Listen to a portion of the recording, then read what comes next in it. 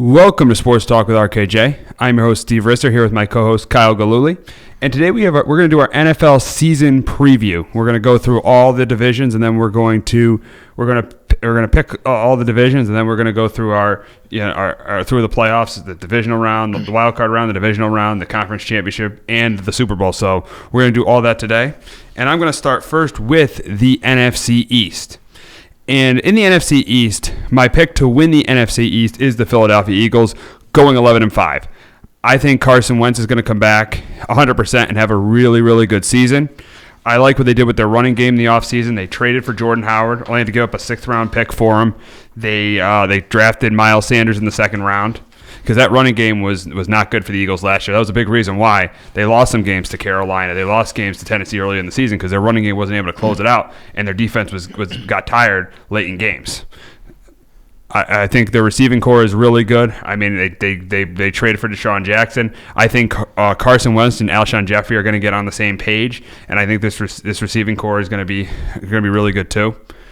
I think they got a good offensive line as well. I mean, it's one of the top offensive lines in the league. One of the biggest question marks, though, is the left tackle position. Jason Peters is 37 years old, but they did draft Andre Dillard. So if Peters struggles, Dillard could step in for him there. It is crucial, though, because Carson Wentz has been hurt two of the last 3 years. So that's going to be really, really crucial for the Eagles for Wentz to stay healthy. But if Wentz does stay healthy, I think the Eagles definitely win this division. Well, even his injury history going back to college, it's like a who's who of injuries. Yeah, at North Dakota State. So looking at their defense, I really like their defensive line. They got Malik Jackson. They signed him in the offseason, and obviously they got Fletcher Cox and Brandon Graham. You look at the linebacking core with Zach Brown. That's an underrated pickup there. One of the weaknesses of this team is the secondary. Malcolm Jenkins is really good, but the thing is that their corners are a little weak. But they've been a good team the last 2 years with weak corners.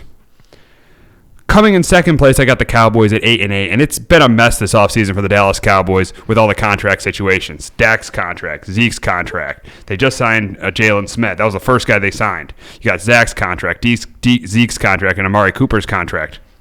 And I think this team on the offensive side of the ball, it's going to depend on what happens with Zeke, because Zeke has been their best player the last 3 years for this team.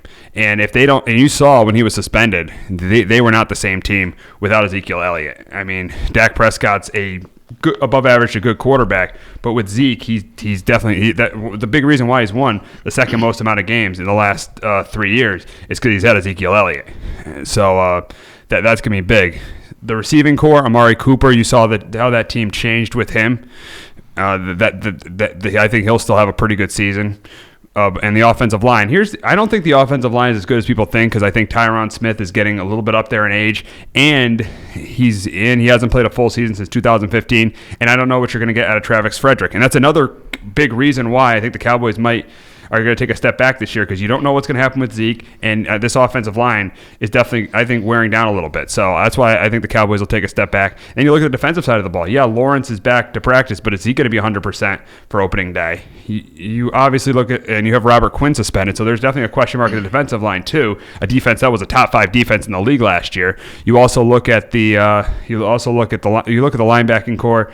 That's probably the strength of that team. They just signed Jalen Smith to a 5-year, $65 million extension, and they also got Leighton Vander Esch, who's one of the best linebackers in the league. But their secondary is definitely a weakness of that team, and you got Byron Jones coming off an injury. So I think with their secondary being shaky, their D-line being shaky, not having Zeke, and their offensive line kind of wearing down, and Dak is a above average to good quarterback, not a top 15, top 10 quarterback, I say I got the Cowboys going 8-8, and Jason Garrett could lose his job. I think very easily Jason Garrett, because he's in a contract year, loses his job at the end of the season. Back to 500 Cowboys. Absolutely. Coming in third place is my team, the New York Giants. And the big thing with the Giants is how long is Eli Manning going to be the starting quarterback? Because if you looked at the preseason, Daniel Jones has played really, really well in the preseason, which begs the question. It could be even 2 weeks into the season that Eli Manning could be gone if they start 0-2. I think he'll play at least the first 6 weeks, and then if they're bad after 6 weeks, like 1-5, I think they put Daniel Jones in. But I think that that's going to be really interesting to see, because you look at the preseason Daniel Jones he's had an outstanding preseason, but Eli Manning being the starter, and right now he's a below-average quarterback, I think the Giants are gonna. Their schedule is pretty favorable at the beginning, but I think it's hard for me to see the Giants as a playoff team with Eli Manning as their starting quarterback. You look at the run game, obviously it's awesome with Saquon Barkley, the top running back in the league. Receiving core is a little bit of a question mark now with Golden Tate has to serve a 4-game suspension to start the year. They are probably going to get Sterling Shepard back for opening day, but Tate's suspension opens the door for Russell Shepard or Benny Fowler to be that other receiver. But Tate's suspension is big too because they signed him to a 4-year, $36 million deal. And then you look at the offensive line. This is one of the best offensive lines the Giants have had in years because they got Kevin Zeitler in the OBJ trade. Obviously, Nate Soldiers in his second year there. They got Will Hernandez in his second year. They did add Mike Remmers. So and Jalapeno, who only played 2 games last year, will be back starting at center. So this is the best Giant offensive line they've had in a while. But the issue on the offense right now lies with the receiving core being banged up or having a guy suspended and the quarterback. Looking at the defensive side of the ball, it is not good. Where is this pass rush coming from? I mean, yes, you got Lorenzo Carter in his second year. You got Marcus Golden. You got Marcus Golden, Lorenzo Carter, and you got Kareem Martin. So, but really, they have not proven they could be consistent pass rushers in this league. You got B.J. Hill, but he's another in his second year. He's another young player who's going to be playing on the interior, who might be able to get some pressure. Had that big game against the Bears last year. But they really don't have a proven pass rusher. Also, the linebacking core with Alex Ogletree, B.J. Goodson, and Tate Davis, what's going to happen there? The Giants have one of the worst front sevens in the NFL going into the season. The strength of defense is obviously going to be the secondary with Janoris Jenkins, getting Jabril Peppers in the OBJ trade, having Antoine Bethea, who's a veteran who's played in James Betcher's defense in Arizona, and then drafting DeAndre Baker and Julian Love. They drafted Baker in the first round. Drafted Julian Love in the fourth round, and then you look at then they also have Sam Beal too, who could play corner too. So the secondary is definitely the strength of a defense that is, I'd say, below average at best. So that's why I got the Giants going 6-10. Below average quarterback. You don't trust the defense. It's not good enough to be a playoff team. I got the Giants going 6-10 and finishing in third place in the NFC East. And lastly, I got the Washington Redskins finishing in last, going 5-11. And a big reason for that is really who's going to be the quarterback. It looks like it's going to be Case Keenum to start the year. And yes, Case Keenum had a nice run in Minnesota 2 years ago, but he definitely doesn't even have even close to the receivers he had in Minnesota. I mean, the Redskin receiving core is one of the worst in the NFL. Their best skill guy is 34 years old and has been out of his prime for 4 years. Still a good player, but he's not obviously the player he once was. That's Adrian Peterson. They're really going to have to rely on their running game with Adrian Peterson and Darius Geis to have any kind of success offensively. And then you look on the offensive line. Their best offensive lineman doesn't even want to play on their team. He's holding out right now. So their offensive line is shaky too. So the Redskin offense, it's just going to be a matter of time when Dwayne Haskins is going to get on the field. I think he'll be on the field by week 5. The Redskins start slow. And I even think, looking at the Redskins right now, they might as well just play Dwayne Haskins right away. They probably just don't. The reason I don't think they do is that Jay Gruden's job is on the line, so he wants to know what he's getting at quarterback. He knows what he's getting at quarterback with Case Keenum, and they don't want to ruin Dwayne. I think the Reds and they don't want to ruin Dwayne Haskins' confidence. I think that's the only reason they're not starting Dwayne Haskins to start the year. On the defensive side of the ball for the Redskins, that's their strength. I think their front four, their front five, because they play a 3-4, is pretty good with Ryan Kerrigan, with Deron Payne, with Jonathan Allen, and they drafted Montez Sweat. So that's a strength of that defense. The inside linebacker is definitely a weakness there. They lost Reuben Foster in OTAs, and then the secondary is pretty good too. I mean, this has potential to be a good to above average defense.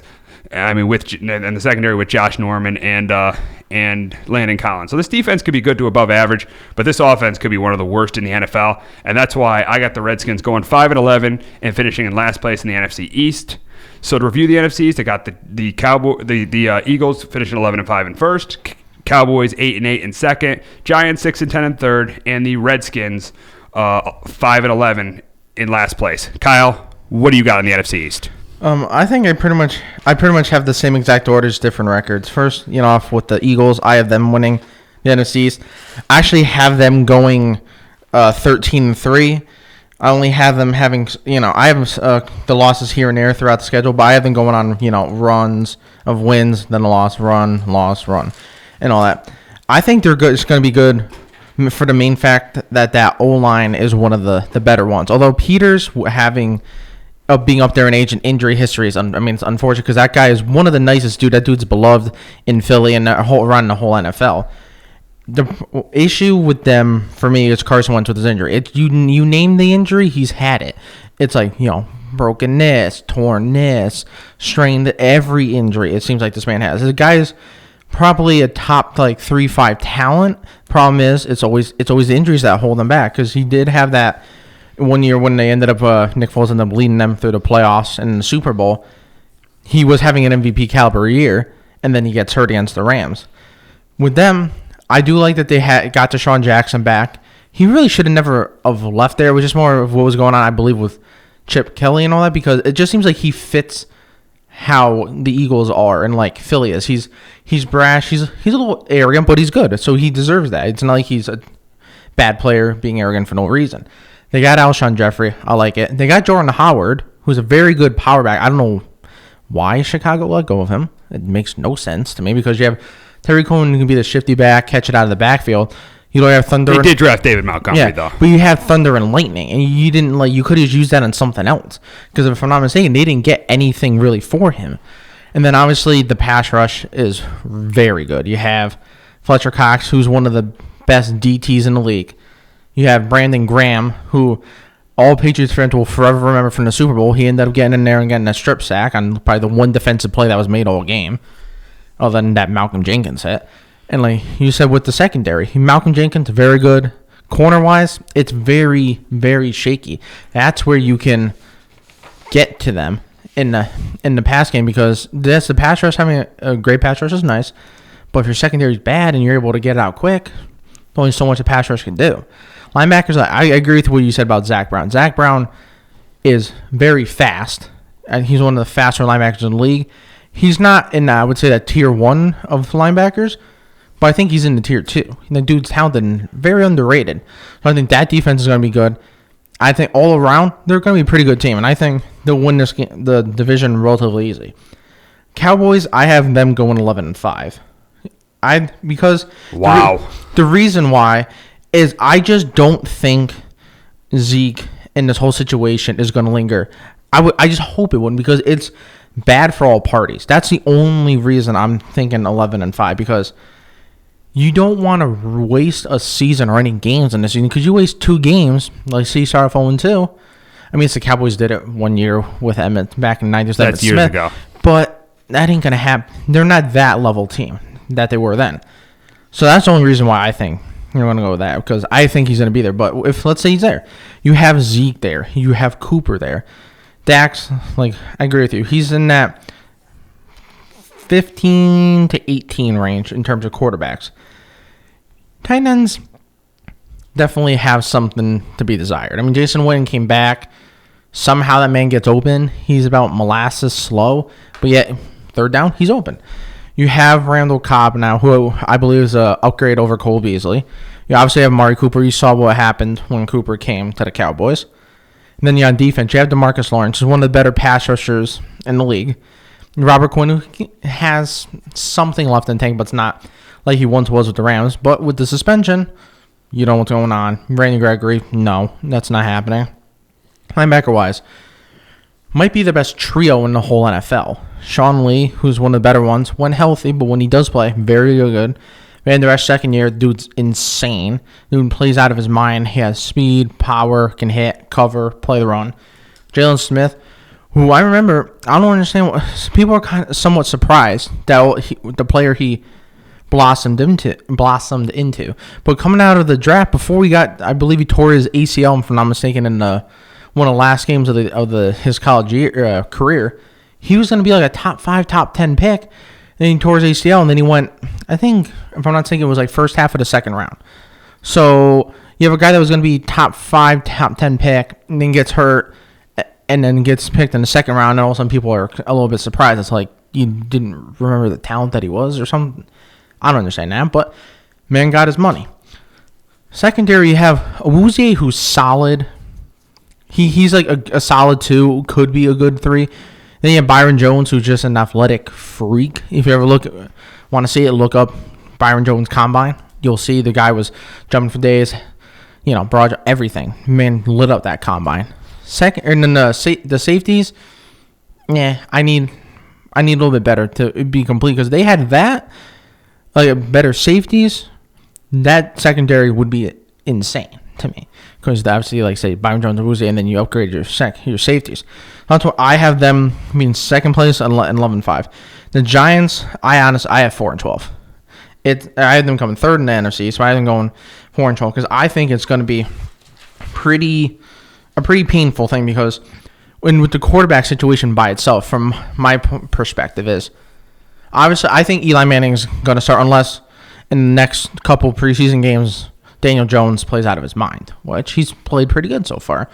But the problem is, I think it's kind of a lose-lose situation in my eyes because I think some Giants, obviously, they will forever love Eli. I mean, why wouldn't you? The man won you 2 Super Bowls. Problem is, it's at Devin's line. You should have cut bait a while ago, but he's still there. So when you have him there, and let's say he plays bad, people are going to want Daniel Jones. But then I feel like if Daniel Jones comes in and plays bad, the people that never wanted Eli Manning out are going to start making noise. So then you're going to come back. I feel like there's a big potential for too much flip-flop, kind of like with how the Buccaneers were, where it was last year where the quarterback was like, oh, we're going to start him, then him, then him, then him, then him. And that's not a formula for success remotely. I'll agree with you with the O-line, though. That O-line should be pretty good. I mean, Nate Soldier has to prove to himself in NFL and why he got that contract. You got Zeitler. Man's good. Will Hernandez, I liked him coming out of draft. That man, kind of surprised he lasted until, it was very early second. I believe it was the 34th pick he was drafted. That man's good. I like him. That's a big offensive lineman. The man has power, and he's driven. Could you ever listen to his story? The man came from nothing. So the man's driven. He's was born with a silver spoon in his mouth. Tight end, you have Evan Ingram. That man might be one of the most athletic, other than Noah Fant, who's in Denver, might be the most athletic tight end in the league. The dude is athletic. He has speed, needs to be more sure-handed, but has good hands, not great hands. Receiving-wise, OBJ was traded. Bold strategy. I don't agree with it, but good luck with that. Because Golden Tate, I believe, was very much overpaid. Now he's out for, 4 games, if I'm not mistaken? 4 games, yep. So he's not there for the beginning, so you don't really have much. Sterling Shepard, I believe, would, an ideal situation, would be a solid 2. If not, he would be a very, very good 3. For the beginning, he might be the 1. So you have that of Benny Fowler. Like, you don't have a solid receiving core by any stretch of imagination if you sure don't have a number 1 wide receiver. So that's going to be a struggle. And then the defense, you guys might be leading the NFL in the least amount of sacks. I said that wrong. You're going to have the least amount of sacks in the NFL. We're, pretty close. Because where's that pass rush going to come from? It's like you're going to have to do like some wacky, crazy blitzes, like some like Rex Ryan type blitzes where it's just like mad scientist stuff to get pressure, which then with a young secondary cause a lot of one-on-one opportunities, one-on-one situations, and a young secondary, that could be an issue because I believe isn't this going to be Sam Beal's second season? I think it's second year for Sam Beal. And I remember he had a lot of hype about him coming out of the supplemental draft, so I believe will actually give him a good boost. DeAndre Baker, although I believe he shouldn't have been the pick at the spot, good corner. I would have drafted Greedy Williams personally, but that's just me. But solid pickup. You got Jabril Peppers and now Antoine Bethea. I think Bethea could be a very good mentor to Jabril Peppers and kind of teach him the ways a little bit and teach him how to do stuff, how to be an NFL pro because this man's been in the league for forever and the man's been very good. It's not like he's a scrub that's been hanging on by a thread for 10 years. Man was a very, very good safety. So that's why I have it being 4-12. It's going to be a struggle, and they're going to end up have a high pick. Then you have Washington, who, to me, I don't have them having the worst record in the whole NFL, but to me, they're the biggest just dumpster fire that there is. Because I have them end up going 3-13. I have them being dead last in NFCs. I mean, where do you start with this? You have, like you said, Trent Williams. He doesn't want to play with them. why would you want to play with them? You just listen. It's always issue after issue after issue. The man, like, he just literally says, trade me. And they are kind of refusing to. So it's like, I mean, if the guy's not going to play, why not try to get something for him and help out your young quarterback and hopefully quarterback of the future, Dwayne Haskins. Then you even have the issue with Sua Cravens that has a little bit more has come to light, where that man has said, that they saying that the injury he had wasn't an actual injury. But yet he's saying an injury. Now they're withholding supposedly like money, and there's stuff with his insurance issues, and it's terrible. Although I believe Dwayne Haskins is a nice quarterback. Like you said, the receiving core wise, you have Paul Richardson, who got a big contract for some odd reason. They decided to give him one. Again, he could be a solid 3, but he ain't worth that. Josh Doxson, he ain't the guy. That was a total bust. It did not work out for him. Vernon Davis gave you something, still decent, but he ain't number 1 tight end. You have Jordan Reed, who could be one of the better tight ends when healthy, but again, when healthy, he ain't always healthy. So you have an issue with that, with injuries. Then, you have the rest of the receiving core. You really don't have any other big names. You have nothing. So you, with a young quarterback, with not having his veteran, one of the better left tackles in the league, how's that going to work out? Like you said, if you put him in right away, you could ruin his confidence, and you could be done and ruin the next maybe 2-3 years thinking Dwayne Haskins is the man when he fall, and then if you ruin his confidence, potentially not. But the defense, I really do like their pass rush. I mean, I really like, especially with Kerrigan and Sweat. I think Sweat is one of those guys in the same boat of Clowney. And what I mean by that is physical freaks of nature that if you just learn or teach them and they learn a little technique and don't just try to win based off of their pure athleticism and do like technique, whether it's like, different pass rush moves or, make sure they're in the right gap and not just trying to, haul it upfield and try to get to the quarterback and leave another lane wide open. That could be something very, very nice. I think them getting Landon Collins for that amount of money was a little ridiculous, but he's one of the better, not the tier 1 seed, but I think he's kind of an upper tier 2, but they paid that man a lot of money. I mean, you still have Norman, who I don't think he's really exactly lived up to that contract. I think it's proved that he got overpaid in the long term. So, I mean, right then and there, I mean, with the one strength of the offense, I want to go back to that real quick, is the run back. So you have AP who can still give you a little something. Darius Geis, who never really got a chance to show anything because I believe it was a torn ACL in preseason game against the Pats last year. I think that man's actually a very good back. Then you have Chris Thompson, who can be the little receiving back, little shifty back out of the backfield, kind of like, in a way, like James White on the Patriots, Tyreek Cohen with the Bears, that type of situation. So, you dump it off, so you have 3 backs you got to mix and match in certain situations. So that's why I have them going 3-13. So real quick, Eagles 13-3, Cowboys 11-5, Giants 4-12, and I have the Redskins 3-13. Okay, we'll go on to the NFC North, and in first place, I got the Bears going 13-3 and winning the NFC North. Trubisky had a good year last year. I just think that there really isn't a player you have to game plan for on this offense, but Matt Nagy has such a good offensive mind that this offense will still be really good. And there's a lot of solid players on this offense. In the running game, they drafted David Montgomery, you got Tack Cohen, and you got Mike Davis. So that 3-headed monster could really work. You look at the receivers, a good receiving core with Robinson, Gabriel, and Miller, and then you look at the offensive line. That's not a great offensive line, but it's a good offensive line. It's an offensive line that is definitely capable of getting you far in the playoffs in this league.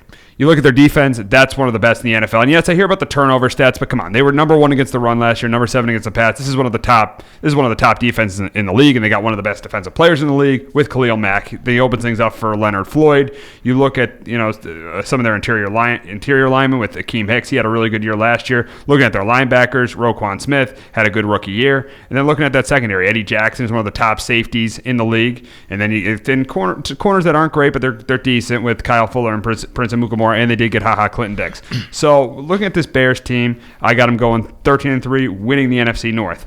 The Packers, first year of Matt LaFleur and Aaron Rodgers, that relationship is a little icy, but I think I like LaFleur's scheme. I think it's gonna be a less predictable scheme than Mike McCarthy's. You got Aaron Rodgers healthy, probably the best quarterback in the NFL when healthy.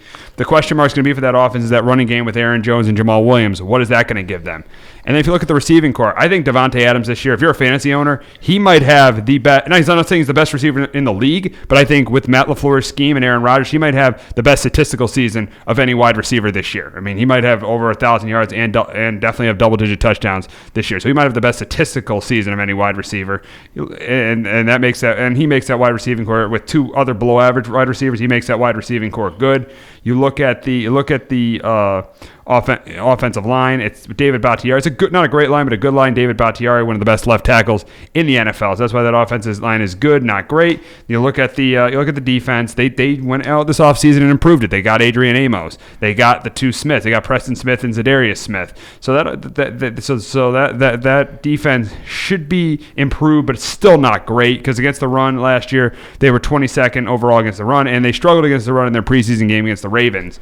So their defense will be good, not great. And the thing about Matt LaFleur is, yes, he's good schematically, but how is he going to manage? How is he going to be as a in-game coach? I mean, using his timeouts, knowing when to kick a field goal or punt, or go for it. So how is he going to be as an in-game coach? I think he's a good X's and O's coach, but how is he going to be as an in-game coach? That's what we're going to have to see with Matt LaFleur. So I got the Packers 11-5, getting one of the wild card spots in the NFC. Coming in third, I got the Minnesota Vikings going 9-7, and this record kind of starts with the quarterback Kirk Cousins, who has a really bad record of 5-26 against teams with winning records. That is a terrible record for a quarterback with teams against teams with winning records. But Kirk Cousins is a good quarterback because he plays well against bad teams.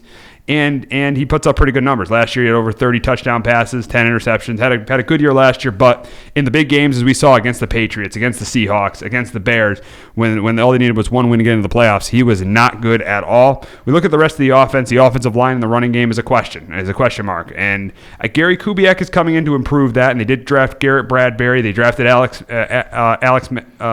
Madison in the third round, so they're trying to improve that a little bit, but it still is going to be a work in progress. I mean, Madison and Cook could be a good run game. That was the run game that finished 30th in the NFL last year, so they're trying to improve that, and their offensive line is still shaky. So but if you look now, looking at the strength of the offense, the receiving core is excellent with Adam Thielen, who's one of the top receivers in the league, and you got Stephon Diggs. And you look at the tight ends; they're going to use a lot of two tight end sets with Kyle Rudolph and Irv Smith, who they drafted in the second round.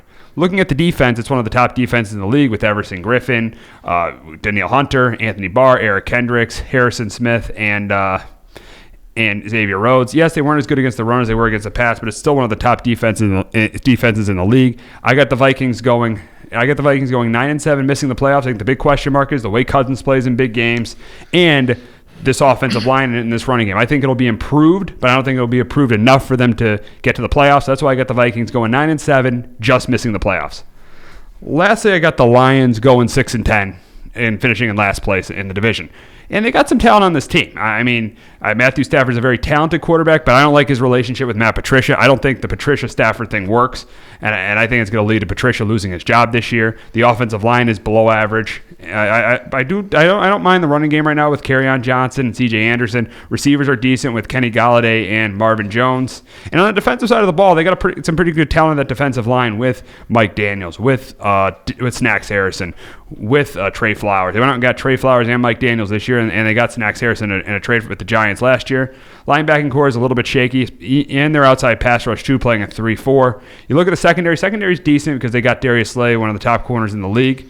And I think this defense, because Patricia's a defensive coach, will be a good defensive coach. I think it's a 6-10 team, a very competitive 6-10 team. They'll lose a lot of close one-score games and finish 6-10. But I think ultimately the relationship between Stafford and Patricia is not good, and that'll ultimately lead to the Lions missing the playoffs, being a 6-10 team, and probably Matt Patricia and GM Bob Quinn to be fired at season's end. Kyle, it's your turn for the NFC North. NFC North, I actually have Packers winning it at a pretty high record. I have them actually going 13-3.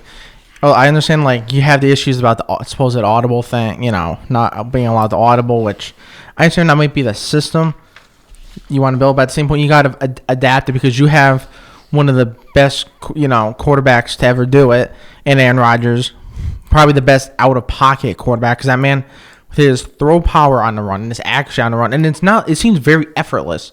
It's like a little flick of the wrist, and the ball's going 50 yards, pinpoint actually Devontae Adams touchdown, which is insane to see a quarterback that good. But I wish, if I was a Packers fan, I just wish that man would be a little bit more coachable in time. Instead of looking for the big home run play, just take the quick. That's the difference between him and Brady. Yeah, just take the quick 5-yard route, second and 5, move on.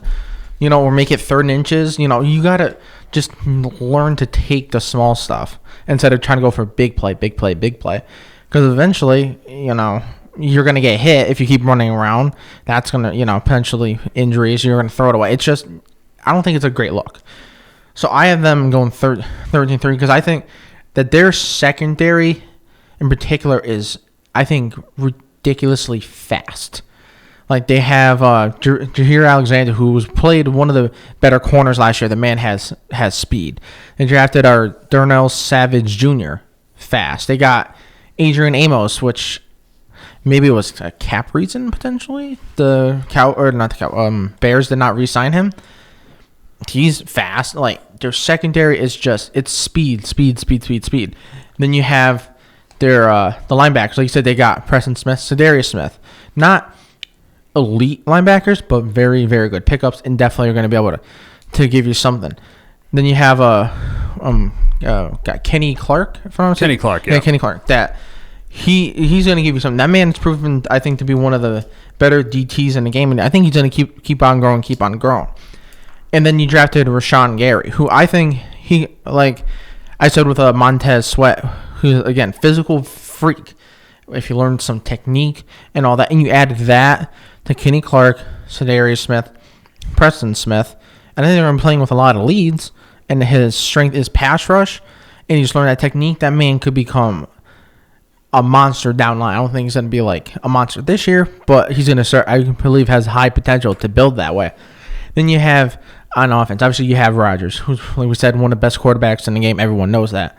You have Devontae Adams. I definitely agree with you in terms of him being one of the top fantasy wide receivers this year, because that man is amazing with contested catches. It's just something works with Rodgers and him in terms of that back shoulder throw. Because if you're playing behind him, he'll lob it. It'll be right over you, pinpoint accuracy. If you're playing a little bit like above the receiver, back shoulder throws, it's all day, every day. Tight end, maybe Jimmy Graham can give you something. I hope, because last year I thought the man was actually gonna, not that his career completely fell off, but I thought the man was gonna get back a little bit back to what he was with the Saints, because obviously the guy can receive, the guy can still run solid routes, the guy obviously can still jump, he has hands. For some reason it wasn't working. It did not exactly make sense. The run game, this run game, it doesn't even have to be a dominant run game. It has to be just something to complement that they can go to when you need that quick yard, or maybe a little quick run up the middle, 2nd and 5, just to get the drive going. It'd be like in the red zone, if you got to punch it in to do that, you just need it to be that level of a complement to how good the pass game, I believe, is going to be. And then the O-line, you said Bakhtiari, having a left tackle that's that good, it lets the quarterback have such calm of mind and such peace, because you don't have to really ever have to worry about that guy on your blind side coming right off the edge, smacking you in the back, strip fumble, they pick it up, maybe touchdown. You don't have to worry about it. So it lets you peace of mind where you don't have to worry about that. You worry about your blind side, you can survey everything, and I think that's why they're going to end up going 13-3. The Bears, I have Bears being second in the division. I have them going 10-6.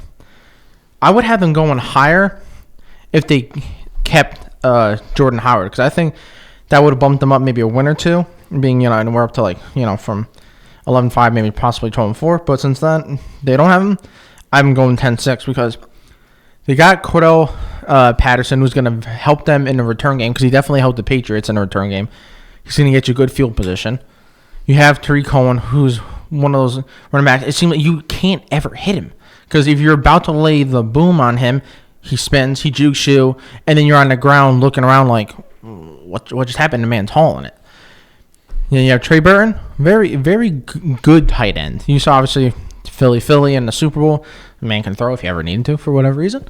Last year, especially remember when he played the Patriots, when the Patriots went up into Chicago and played them, he had a very good game. I believe it was like 8 or 9 catches over 100 yards. Receiving core, it's a little smoke and mirrors type of thing where they don't really have that elite number one receiver. Like you have Allen Robinson, who's solid. Taylor Gabriel could be your speed guy. Cordell Patterson can be your little like jet sweep, touch passing. That's now being introduced into the NFL. You have other than the running backs, David Montgomery, it's solid, but I wish they kept Jordan Howard. It just worked. I don't see why mess with something when it works. I don't understand. To me personally, it makes no sense. Obviously, you have Khalil Mack. I mean, what more do you need to say? Khalil Mack, the dude's ridiculous. Just look at his resume. Look what he does. Pass rush, speed, power, against the run. Man, insane. You have Team Hicks. Guys are insanely good on the inside. So you have outside pass rush. You have inside pass rush. Then on the other side, you have Leonard Floyd, who I think is kind of coming into his own a little bit slower than I believe they originally anticipated. He's going to bring more of the speed on the other side. So if he can become what they thought when they originally drafted him, you're going to have him on one side, Team Hicks in the middle. You know what you're going to get from him. Obviously, you know what Mac's going to give you. I mean, why are we questioning that? That could be a dominant pass rush. And then a linebacker. You have Danny Trevathan, who's a solid linebacker. You know what you're going to get from him. He's going to put in work. He's not the elite guy, but he's going to be the solid guy who's going to do his job. You have Roquan Smith, who I believe is going to eventually become one of the best, if not the best, linebacker in the league in maybe about 2 years. I think that man is going to be right there with Luke Kuechly, Bobby Wagner, the best, because that man has some serious speed. You saw it, George. That man can run. That man can hit. You don't want to mess with him at all. He could be right there. You know, I think by the end of his career, has a very much potential to be right there with Brian Urlacher and those guys. Is one of the best linebackers, ever, in terms especially in Bears lore. Now you have their corners. You have Prince McMorrow, give you something. You have Fuller, he can give you something. Not elite, but he can do the job. I don't like them losing Adrian Amos. I mean, again, Hocklin and Dix. Yeah, it's a little bit of downgrade. It's not like you're going from, diamonds to dirt. Definitely, we're not going to be that disrespectful because Hocklin Dix can't play. I just don't think you should lose that level of talent like Adrian Amos. You don't do that, but they did. So that's why I have them going 10-6. I think the offense is a little too smoke and mirrors to consistently be the top level, offenses. Vikings, I have them going 9-7. Like you said, Kirk Cousins needs to play good in big games. That man can play good in big games. This team, I think, could be right up there with a potential, with the best teams in the NFC, because that man getting paid what he's gotten paid, that fully guaranteed contract from the Vikings. And you saw with the Redskins last 2 years where he got franchise tag both years. The amount of money this man's gotten paid to big games that he's lost, it doesn't, you should not be getting paid that much if you're losing those big games. Because that's what you need for quarterbacks. And you showing up and against games against bad teams. Congrats. That's what you should do if you're a quarterback, especially, quarterback getting paid that much. Playing a bad team, I want to see stats. I want to see you putting up numbers. But in big games, I need to see you do that too. Man has not done that. And sure, I think they have one of the scariest D-lines. Because you have Everson Griffin, Daniel Hunter's insane freak talent, which people like how Montez Sweat and Rashawn Gary. How if you learned a little bit of technique, they'll be Daniel Hunter. Daniel Hunter's insane, still very, very young. You have Sharif Floyd there who can. Linval Joseph. That's the guy I think. Linval Joseph, who clogging up that middle. They got Anthony Barr back on that contract after he decided to not go to the Jets for whatever reason. He had a change of heart. Then you have to have Eric Kendricks. He'll give you something. Xavier Rhodes. I need to start to play more consistent because there's some games where the dude is one of the better corners in the league. And then there's some games where it's a little spotty, hit and miss. I need you to start performing well, because if you perform well, then that allows them to roll coverage the other way and help the second and third corners, possibly bracket coverage or, whatever it may be. Obviously, you have Harrison Smith. The guy's one of the best safeties. All you need to know. Coverage, he can do it.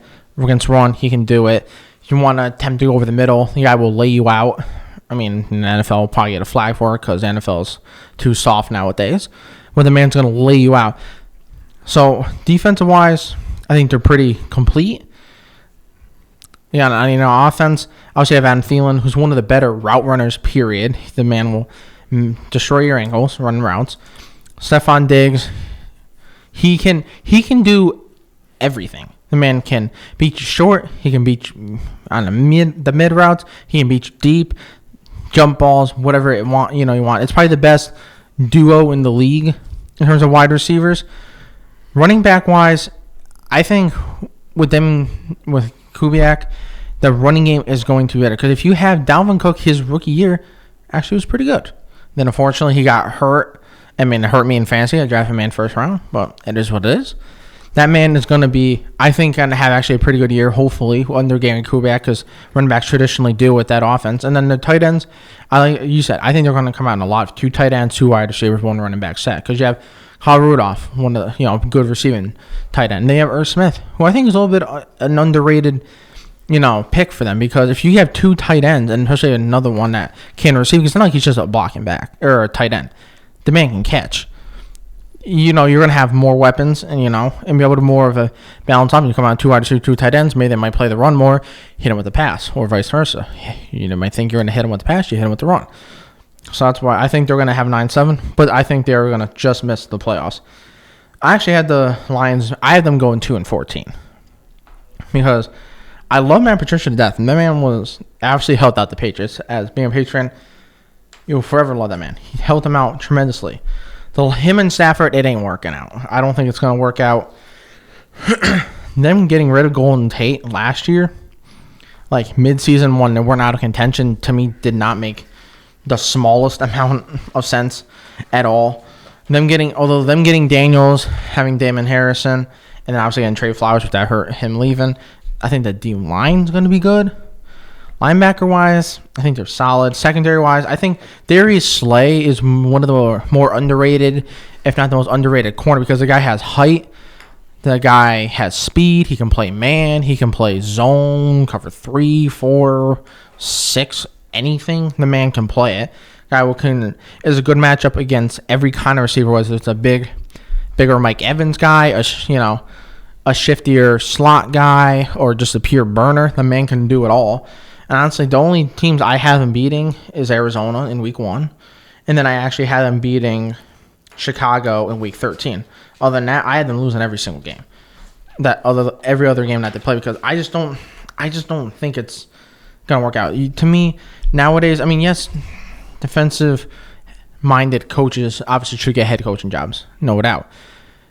I think the only way it could work out is if you have an offense that is just like set in place. Like if kind of like a Kansas City Chiefs offense, we know what you're going to have an explosive offense, and you bring in a defensive-minded coach to be your head coach, and then fix up that defense. This team ain't it. So I had them going 2-14. So right now I had the Packers 3-13, Bears 10-6, Vikings 9-7, Lions bottom of the division 2-14. We'll go to the NFC South, and in first place, I got the Atlanta Falcons going 11-5. I mean, you know what you're getting at quarterback out of Matt Ryan. Good, not great quarterback play, but good quarterback play. Devontae Freeman is back. He missed pretty much the entire season last year with an injury. He's back this year. They improved the offensive line in the draft, getting Chris Lindstrom. The receiving core obviously get probably the best receiver in the game in Julio Jones. You got Calvin Ridley. So this offense should be really good. And then on the defensive side of the ball, they obviously had injuries there last year. Deion Jones missed 10 games. Keanu O'Neal missed almost all the season. Him and Ricardo Allen were pretty much out for the entire year. Grady Jarrett missed some time too. So I think this defense, they struggled against the run last year. They were 25th against the run. That definitely is a question mark, and they got to get more pressure on the quarterback. But I think this defense with Dan Quinn has some players where it's going to be pretty good, and this offense is going to be good. And collectively, I think this is an 11-5 team that wins the NFC South. So coming in second place, I got the Carolina Panthers going 9-7. Obviously, Cam Newton back from his shoulder injury last year. In the second half of the year, you could see he was not healthy at all. You look at Christian McCaffrey, one of the top running backs in the league, probably a top 5 running back. That definitely helps him out a lot. He can catch the ball to the backfield and he could run the ball. You look at their offensive line, that's their question mark, especially their left side. You're moving Darrell Williams from the right side to the left side, and you got an inexperienced player playing left guard. So the left side of that offensive line is a question mark. Yes, they improved it getting Matt Paradis, but I think from signing him in free agency, but I think the left side of the offensive line is a big question mark for that team. And also at receiver, DJ Moore had a really, really good year. Curtis Samuel's decent too. So I think the biggest question for the Panthers on offense is definitely the left side of that line. And then on the defensive side of the ball, I think they really did a good job improving their pass rush, getting to the quarterback. Signing Gerald McCoy, and then you bring in Brian Burns. You draft Brian Burns in the first round. And so that's really going to improve their pass rush. And then you look at their linebacking core. It's one of the best in football. They're switching from a 4-3 to a 3-4 this year. You got Luke Kuechly and now Shaq Thompson in the middle of that defense. So Luke Kuechly, obviously the best linebacker in football. The issue with the defense has been the issue ever since they let Josh Norman walk out the door as a secondary. The secondary is absolutely terrible, and that's going to be a major problem for this Panthers team. I think that and the left side of their offensive line, because you don't know if Cam Newton's going to be able to stay healthy because he's had injuries that have hurt him the last couple of years. I don't know if Cam Newton's going to be able to stay healthy. It's that and the left side of the offensive line is the reason why I think the Panthers just missed the playoffs and finished in second place going 9-7.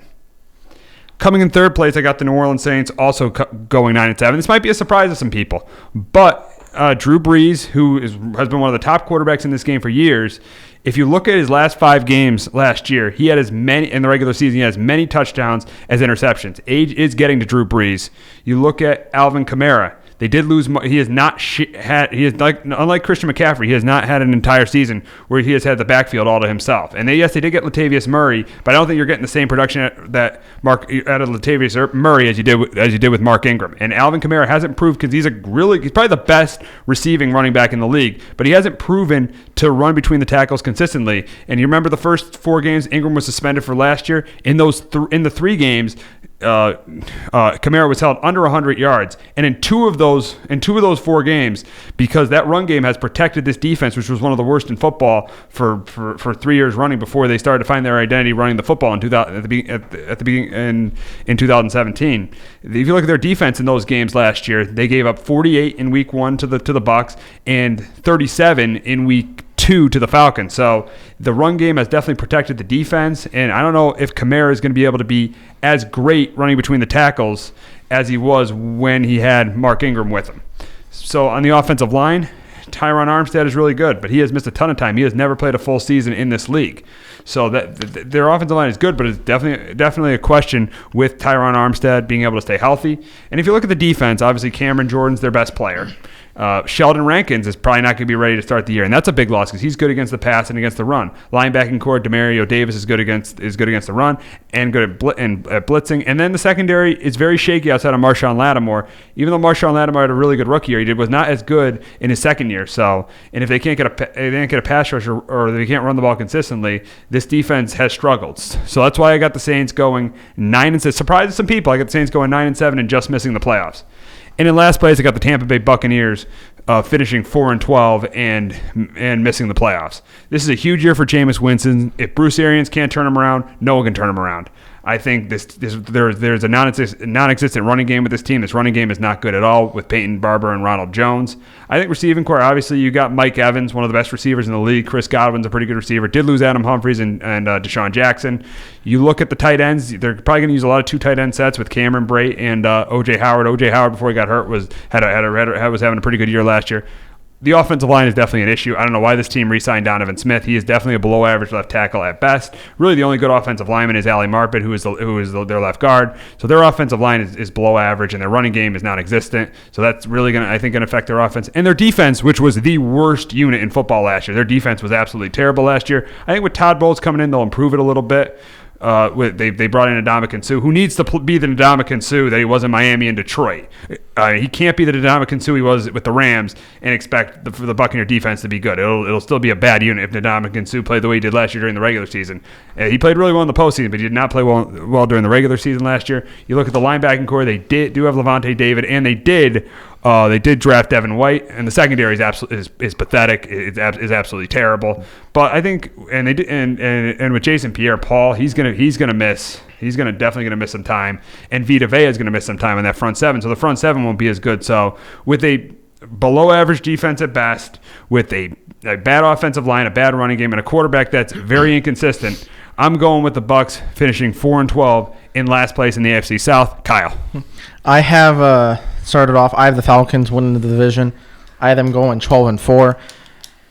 Reason, I think the reason why they're going to go 12-4 is all the injuries that they had last year. Whether it's Grady Jarrett, Deion Jones, Keanu Neal, Ricardo Allen. They had almost like the who's who of their defense get hurt essentially for the whole season, if not like a very, very big chunk of time.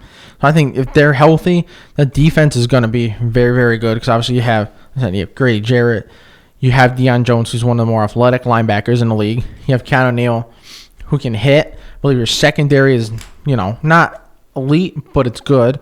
And then you go to just the offense. The offense is loaded with talent. Julio Jones, probably the best, if not second best wide receiver in the league. Man can do it all, short, mid, deep. That guy has insane hands. And for a guy that size, runs such good routes that it's unbelievable that you have that freakish talent refined with the technique. And then you get Julio Jones. Then you have Calvin Ridley, who can be an amazing number 2, if not an elite number 3 on any given game. Then you have Mohamed Sanu, who can definitely give you something as well. Like you have like Julio Jones, who can do everything. You have Calvin Ridley, who can be like a very good deep threat and mid threat. And then you have Mohamed Sanu, who's the like possession guy. So you have it covering everything. You have Austin Hooper, tight end, who's a solid receiving tight end, not elite, but he can definitely give you something in terms of the pass game.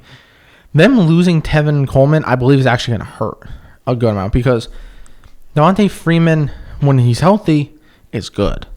But when you have that two-headed monster, I think it helped him stay a little bit more healthy because you can play him, here and there. You can mix and match as you please. So you need him to stay healthy. I think if he stays healthy, then they'll end up going 12-4. I think they'll be, right there with the elite teams in the NFC and the NFL and potential Super Bowl contenders. With the Saints, I actually have them going 11-5, coming second in the division. The reason why is I think at the beginning of the year they're going to be fired up because of obviously this, all the stuff that happened to them in the NFC Championship game. I mean, obviously you've heard about it. The missed call was brutal. We all know that. So at the beginning of the year, they're going to be fired up. And honestly, I think later in the year, like once after their bye week in week 9 is probably when they're going to start losing some games. I think them being so mad about how the NFC Championship game is finally going to wear on them a little bit, and that's when they're start to slip a little bit. I think they're still going to make the playoffs, but I think they're going to go 11-5 with this. Like Sheldon Rankins, him being out is gonna hurt this team, especially inside that pass rush. He was such a pivotal player because you had Cameron Jordan next to him, so you kind of had to pick who you want to double team and all that. So now we're not having that. Cameron Jordan maybe might not have the numbers at the beginning of the year that he had, and then them trading one of the more questionable moves I've seen recently is them trading up, not this past draft, but 2 drafts ago, and getting Marcus Davenport. The guy is a solid player coming out of draft. I think if drafting him in the first round at that point, I wasn't opposed to it. But you trade 2 firsts to get this guy. To me, you only trade 2 first-round picks for a guy that is going to be like if it's a quarterback, I would trade 2 firsts. And if he's going to be the future of the franchise, obviously he's not a quarterback; he's a defensive end. Or if it's like a one-of-a-kind, like a freakish talent at whatever position, then I would do it. Marcus Davenport ain't that. But since they did it, he needs to show up because again, if you have him, you have Cameron Jordan, Sheldon Rankins when he comes back, that has potential to be a very good pass rushing trio. And you got to pick who you want, who you want to double team because you're going to have to double team Cameron Jordan often because otherwise he's going to wreck your game. So now leaves potential single teams for Sheldon Rankins when he comes back. He has a chance to do that. So probably they're going to be focusing on Cameron Jordan the most, giving Sheldon Rankins also some double teams, which then means Marcus Davenport, you're going to have a lot of one-on-one blocks. You need to win those. If you're after in the first round, especially them trading 2 first-round picks to move up, you got to show something. You got to win those. Because if you do, that defense has some serious potential. Demario Davis, I do like him. He can cover. And for a middle linebackers, normal middle linebackers aren't the best at blitzing. That man's surprisingly very, very good at blitzing. I like it. When you're secondary, Marshawn Lattimore, he was an elite corner his first year. Second year, you saw some slippage. Now, he didn't fall into have a terrible season, but it wasn't what he was in his rookie year. Then you got Eli Apple from the Giants. It's not. I think it's kind of shown that shouldn't have been drafted that high coming out. Because if you're having him playing on the other side, Marshawn Lattimore's going to be taking number 1 guy. If you're having him taking the number 2 guy, I need to see you start doing it. Because if you can't take the number 2 guy, come on. You're not getting the best receiver. You need to start, you need to be giving me something a little bit more. Panthers, I have them going, again, 3rd in the division. I have them going 9-7 and just missing the playoffs. Cam Newton, if that man could stay healthy, that man can be one of the freakish, athletic, talented quarterbacks that we've seen, period. Because the man obviously can run. The man has power. The man has a cannon for an arm when his shoulder isn't mincemeat like it was towards the end of last year. The only problem with this guy is he needs to learn touch on the ball. Now, last year his accuracy was way up, but it wasn't. It was more just like the short passes. I need to see you better with accuracies on the deep passes and the mid passes. Problem with Cam, I believe, on the short passes is the fact that even the short and mid, where maybe it needs a little bit more touch sometimes, he fires it in like 100-mile-an-hour fastball, and it's a 5-yard little in route or something. It's like, dude, learn a little bit of touch, not just wing it in there Mach 5 when it's not necessary. Also, you got Christian McCaffrey, who right there, Alvin Kamara is the best pass-catching running backs that there are.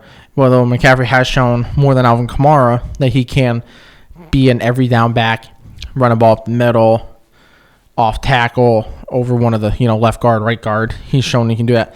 If Greg Olson's there, he can be an elite tight end pass catching wise. Problem is that man, it's injury after injury after injury after injury. How much longer is this man going to stay in the league if he can't stay healthy? That's a big question mark. Them losing Devin Funchess can potentially hurt him because he's not an elite guy, but having just that big body to potentially throw it up to was a very nice piece for Cam Newton to have. I think they finally started using Curtis Samuel the way he was meant to, because that man could be, if you start him off in his rookie year, using him in a Percy Harvin-esque way, like little screens, a little touch, like jet sweep touch passes, and that type of stuff, and using a little more gimmicky while he refines route running, all that was the way to go. DJ Moore proved that he was a very good draft pick. I really, really like him. You go to the D-line. On 3rd and long, I'll say maybe 3rd and 6+. Good luck. You have Quan Short, who I think is just maybe a hair below Fletcher Cox as one of the better defensive tackles in the league. Brian Burns, who is a freakish talent, I think is going to bring a big time pass rush to the Carolina Panthers. Obviously, you got Gerald McCoy. So you have pairing Gerald McCoy, who is a very good defensive tackle, with a Quan Short, who's even a better defensive tackle, then bringing in Brian Burns on defensive end. You're going to have to push it in to help with the deal with those 2 DTs, and that's going to lead defensive ends a lot of times one-on-one blocks. So if you can one-on-one blocks, again, you need to win those on a consistent basis. I need to see you do that. Linebacker-wise, obviously Luke Kuechly, the best linebacker in the NFL, him, Wagner. You have Shaq Thompson. When you see you with he has talent. I need to see you start doing a little bit more. I need to see consistency, because if you have that consistency with him and Luke Kuechly, that could be one of the better duos in the league. Period. End of story. Secondary, it's been painful. Like you said, when they lost Norman, that secondary, it went away. It was one of the better ones when they had Norman, especially the year when they made it to the Super Bowl, ultimately losing to the Broncos. that secondary is going to be a little bit pretty painful. So I don't exactly know how the numbers are going to be in terms of yardage. I mean, they're going to get sacks, but they're going to be giving us some serious yards, which is going to put more pressure on Cam Newton and an offense to consistently get yards, get first downs, get points. Tampa, I have them being 1-15. I think this is the end for Jameis Winston as a starting quarterback. After this, he's going to be a revolving door of teams being a backup. I think them drafting Devin White is an amazing pickup because that guy insanely fast for a linebacker. He can cover, he can hit. The pass rush, it's gonna not be there. I mean, Jason Pierre-Paul, has his issues. Villaveda's gonna be out. Like Smith, like you said, with them getting him re-signing him, that a big contract makes absolutely no sense. It's like, why? The man has not shown to consistently be good, so you're rewarding inconsistency to that level. Not just give him like a 1 year. Prove it. You gave him what I believe was a 3-4 year deal, and it's like, why are you doing that? That literally makes no sense whatsoever. I don't understand that. So they do that. Okay, good luck with that. Mike Evans, obviously, you have him. He's one of the better receivers in the league. Cameron Brate, is one of the more underrated receiving tight ends in the league. O.J. Howard is one of the more freakish athletic tight ends that there are in the league, period. So you have a good duo with the tight ends. Problem is, they're running backs. The running backs just aren't consistent at all. I just don't understand. Like, why not try to upgrade that? Because you have Peyton Barber, you have Ronald Jones. It's like you need, that back that you can give to consistently, game after game after game, play after play after play. So I am being bottom in this division, 115, and bottom of the NFL period. So let's go to the NFC West, and first I got the Rams winning the division at 10-6, and that could be a little bit of a surprise. They get a little bit, definitely a slip. They definitely slip off from last season. I think the big reason is, you got Jared Goff back, but I think the reason is Todd Gurley. How is Todd Gurley going to be? We really don't know. The last two in the postseason, Todd Gurley did not look like the Todd Gurley we saw in the regular season. So that's going to be and a lot of things the last 2 years have ran through with the Rams. A lot of things what the Rams have done have went through Todd Gurley. And then you obviously look at the offensive line. Andrew Whitworth, who's been a great left tackle for that team for the last 2 years, he's now 37. You don't know what you're going to get with him at that position. Also, they lose Roger Stafford in free agency to Tennessee. John Sullivan retires. So that offensive line is not, I don't think, going to be as good as it once was. And then you look at the receiving core. That's a good receiving core. Robert Woods, Brandon Cooks, good, not great receivers. And then you got Cooper Kupp also coming off an ACL injury. You don't know what he's going to be like. And then you look at the defense. The defense, especially against the pass, is pretty good. I mean, you got Aaron Donald's the best defensive player in the league.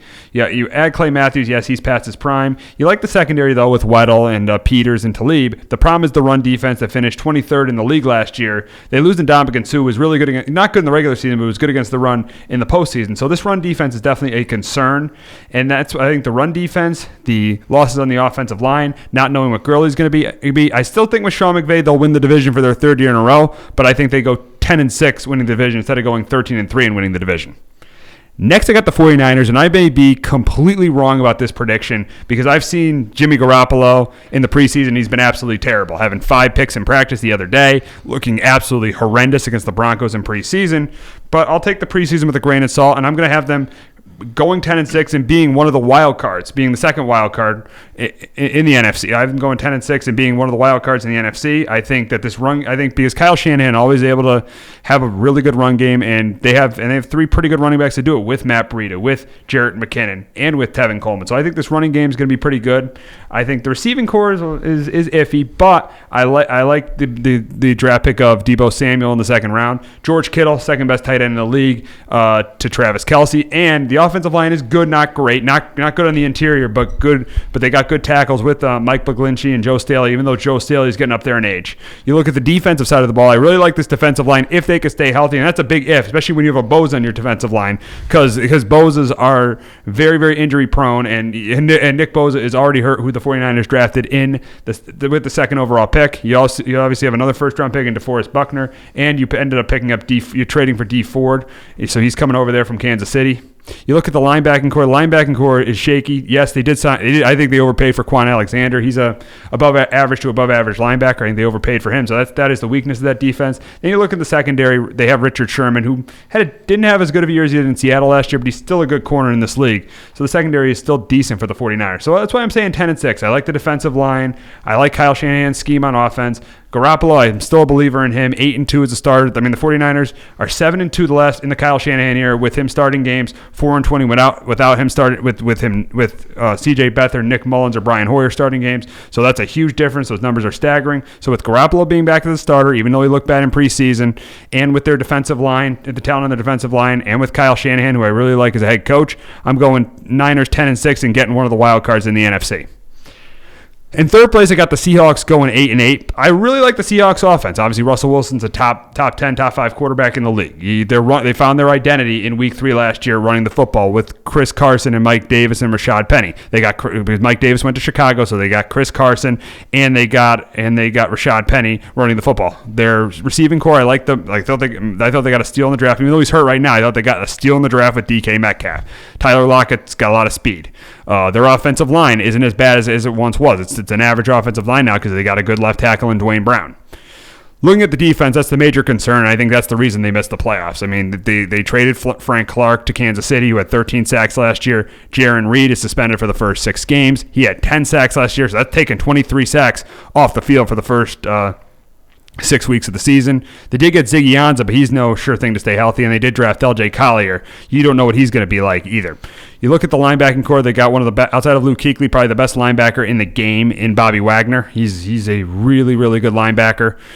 But you look at the secondary, and that secondary, now that the Legion of Boom is gone, is the weakness of that defense, and is absolutely terrible. So looking at the defense, I don't like the defense.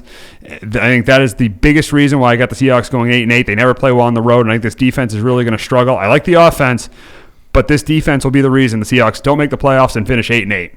And in last place, I got the Cardinals, and I think the Cardinals are the worst team in football. I got them going 2-14. I mean, Cliff Kingsbury, who was fired. Yes, his offensive scheme might be good, and Kyler Murray might know it, but Cliff Kingsbury was fired from Texas Tech. From his alma mater. Yeah, from Texas Tech, and now you hire him as a head coach.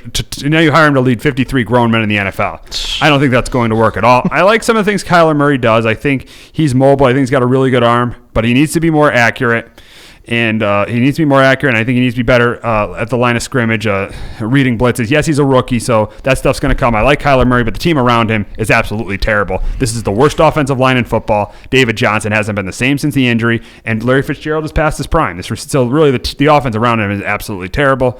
You look at one positive for the Cardinals last year was their pass defense. They were 4th overall with that in the league, but the problem is Patrick Peterson is suspended for the first 6 games of the season. I love that he's suspended. That's a huge loss. The Cardinals' run defense was terrible last year, so they did add Jordan Hicks, but the problem with Jordan Hicks is he's way too injury prone. He's missed 13 games in the last 2 years, so I think their defense will be average to below average as well. And I see the Cardinals going 2-14 and finishing in last place in the NFC West, and that's going to cost General Manager Steve Keim his job, and they could be done with Kingsbury after 1 year after this too.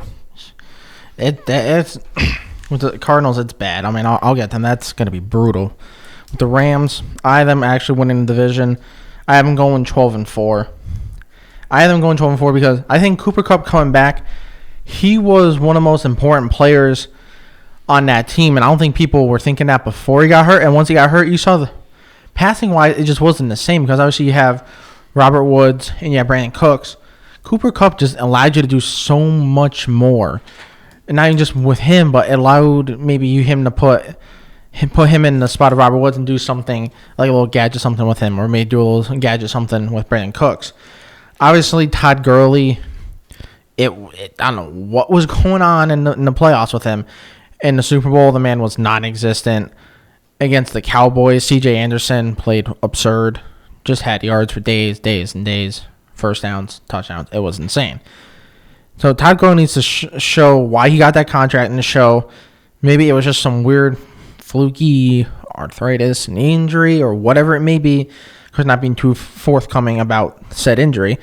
But I think them run defense wise, losing to Ndamukong Suh, obviously that's going to mean a ton because Ndamukong Suh is a grown man. That man is strong. One of the strongest players in the league, period, regardless, offense or defense. Obviously, you have Aaron Donald. I agree with you. The best defense player in the league, period, whether DBs, linebackers, D-line, best defensive player in the league. Only one I think is close, is Khalil Mack. Other than that, no one's close to him. Linebacker-wise, you're solid, but you're not great. I need to see more from that. Secondary-wise, yes, Aqib, Talib, Peters. You have good corners, although I think Peters runs into the problem of he takes too much risks and doesn't get the reward for it.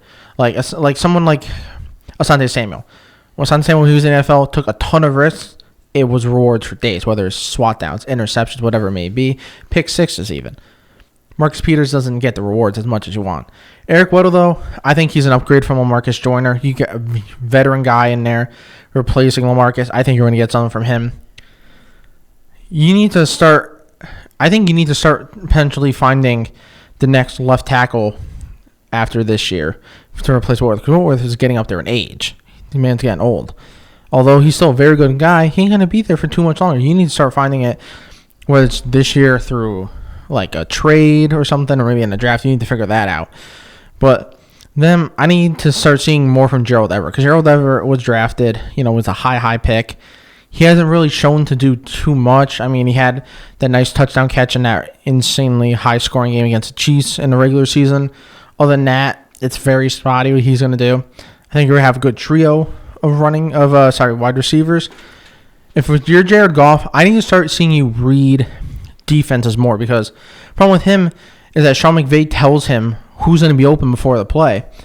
And if they're not open, let's say kind of like the Super Bowl, if that receiver is not open, let's say Cooks or Rob Woods, whoever it may be, he gets lost. And it seems like he doesn't know what to do, and he kind of panics, and it doesn't perform how he should, being a number one overall pick. I have them going, like I said, I have them going 12-4.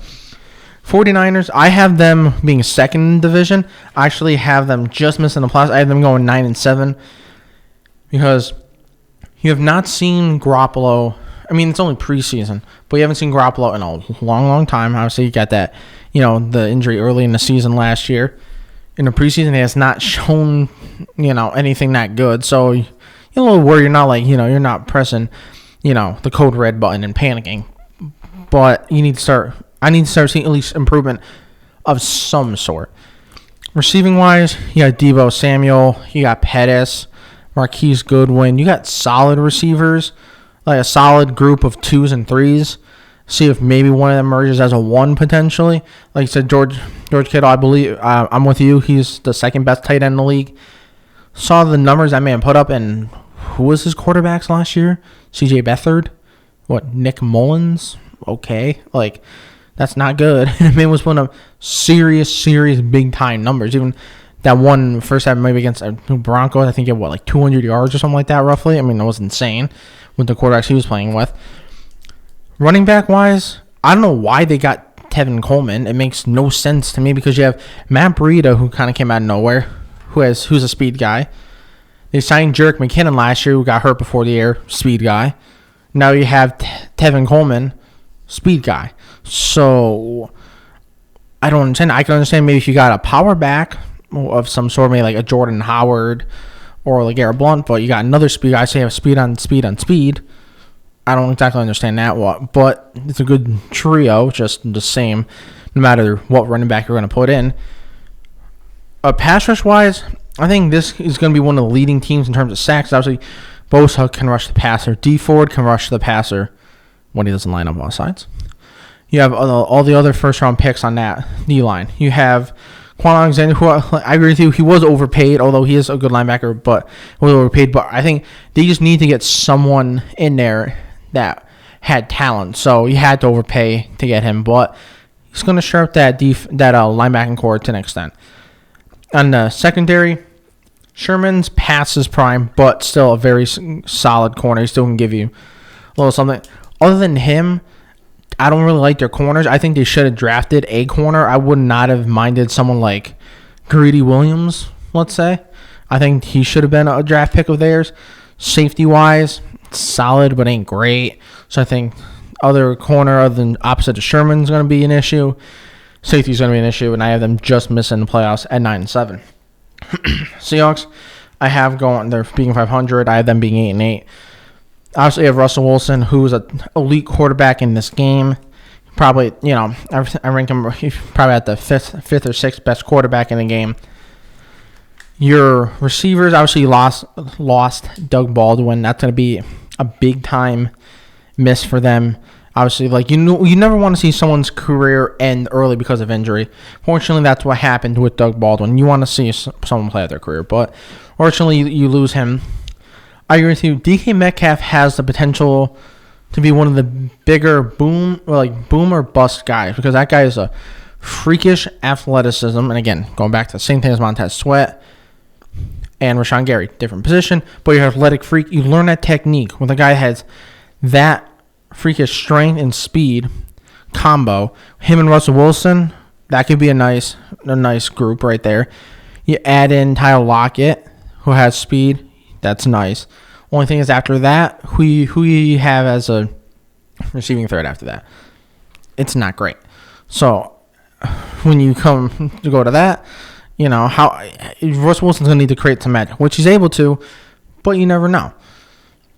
The O-line wise, I think they were finally smart last year to stop being kind of a pass oriented team and be more of a run oriented team, because obviously that O-line wasn't the best in terms of pass blocking, but run blocking, they were actually relatively good. Now, drafting Rashad Penny, I don't think he should have been in the first round draft pick, but they used him, and he was able to put in some work. He had Procise, who was able to give you a little bit something.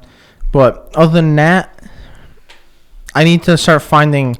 I would say you need to find someone to be more of that, like a home run hitter in terms of on the running back, because you can give like the 3-4 yard cloud dust kind of guys, but I need someone on an offense that on a running back wise that can give you that home run, run it 75 yards for a touchdown. On the defense, you traded Frank Clark, which was a bold move. I don't exactly agree with that because he's one of the better pass rushers in the league. So where are you getting your pass rush from? You got today, Jay Collier. Okay, I'm not sure how that's going to work out. Then, I don't exactly understand what they were attempting to do with this defense, because that was the hallmark of the team when they were, had that, run of 4 to 5 years. Defense was the mainstay of the team, that and Russell Wilson. So I'm going to have, good luck trying to work that out. Then with the Cardinals, I have them being one of the worst two teams in the league. Along with the Bucs, I have them being 1-15. And the reason why I laughed at Patrick Peterson being suspended was because back with the whole Deflategate thing, he, of course, had to speak his mind about it. I mean, good to speak your mind. I'm not going to, do what you want to. But he was saying, the Patriots are cheaters and blah, blah, and so on and so on. Okay, well, guess what? Now, if you're saying we're cheaters, whatever. Okay, all with that. You got caught and suspended. Guess what? Patrick Peterson, you're now a cheater. Ha, ha, he. Oh, well, deal with it.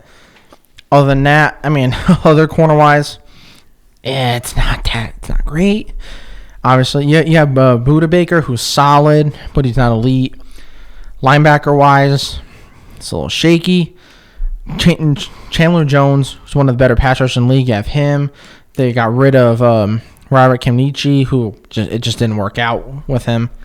And they got rid of him. Offensive line-wise, this is going to be brutal to watch. Like, honestly, I would say whatever defense is playing them in fantasy, start them. Just start them. Unless it's a Bucs defense. Don't start them. Because that offensive line is god-awful, is brutal, terrible, whatever word you want to use to describe that. And then, you obviously have Kyler Murray, who can run, he can throw, and he's accurate. I like them getting Andy Isabella, because he's a fast guy, shifty, can do a little bit of gadget stuff. I like them getting Hakeem Butler. He's nice.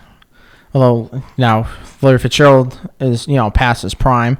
He's been for a couple years, but he can still give you something. I think it's going to be nice to have a reliable target for Kyler Murray in his rookie season. Tight end-wise, it's kind of, it's not really anything with Ricky Seals-Jones. He's okay. He ain't great.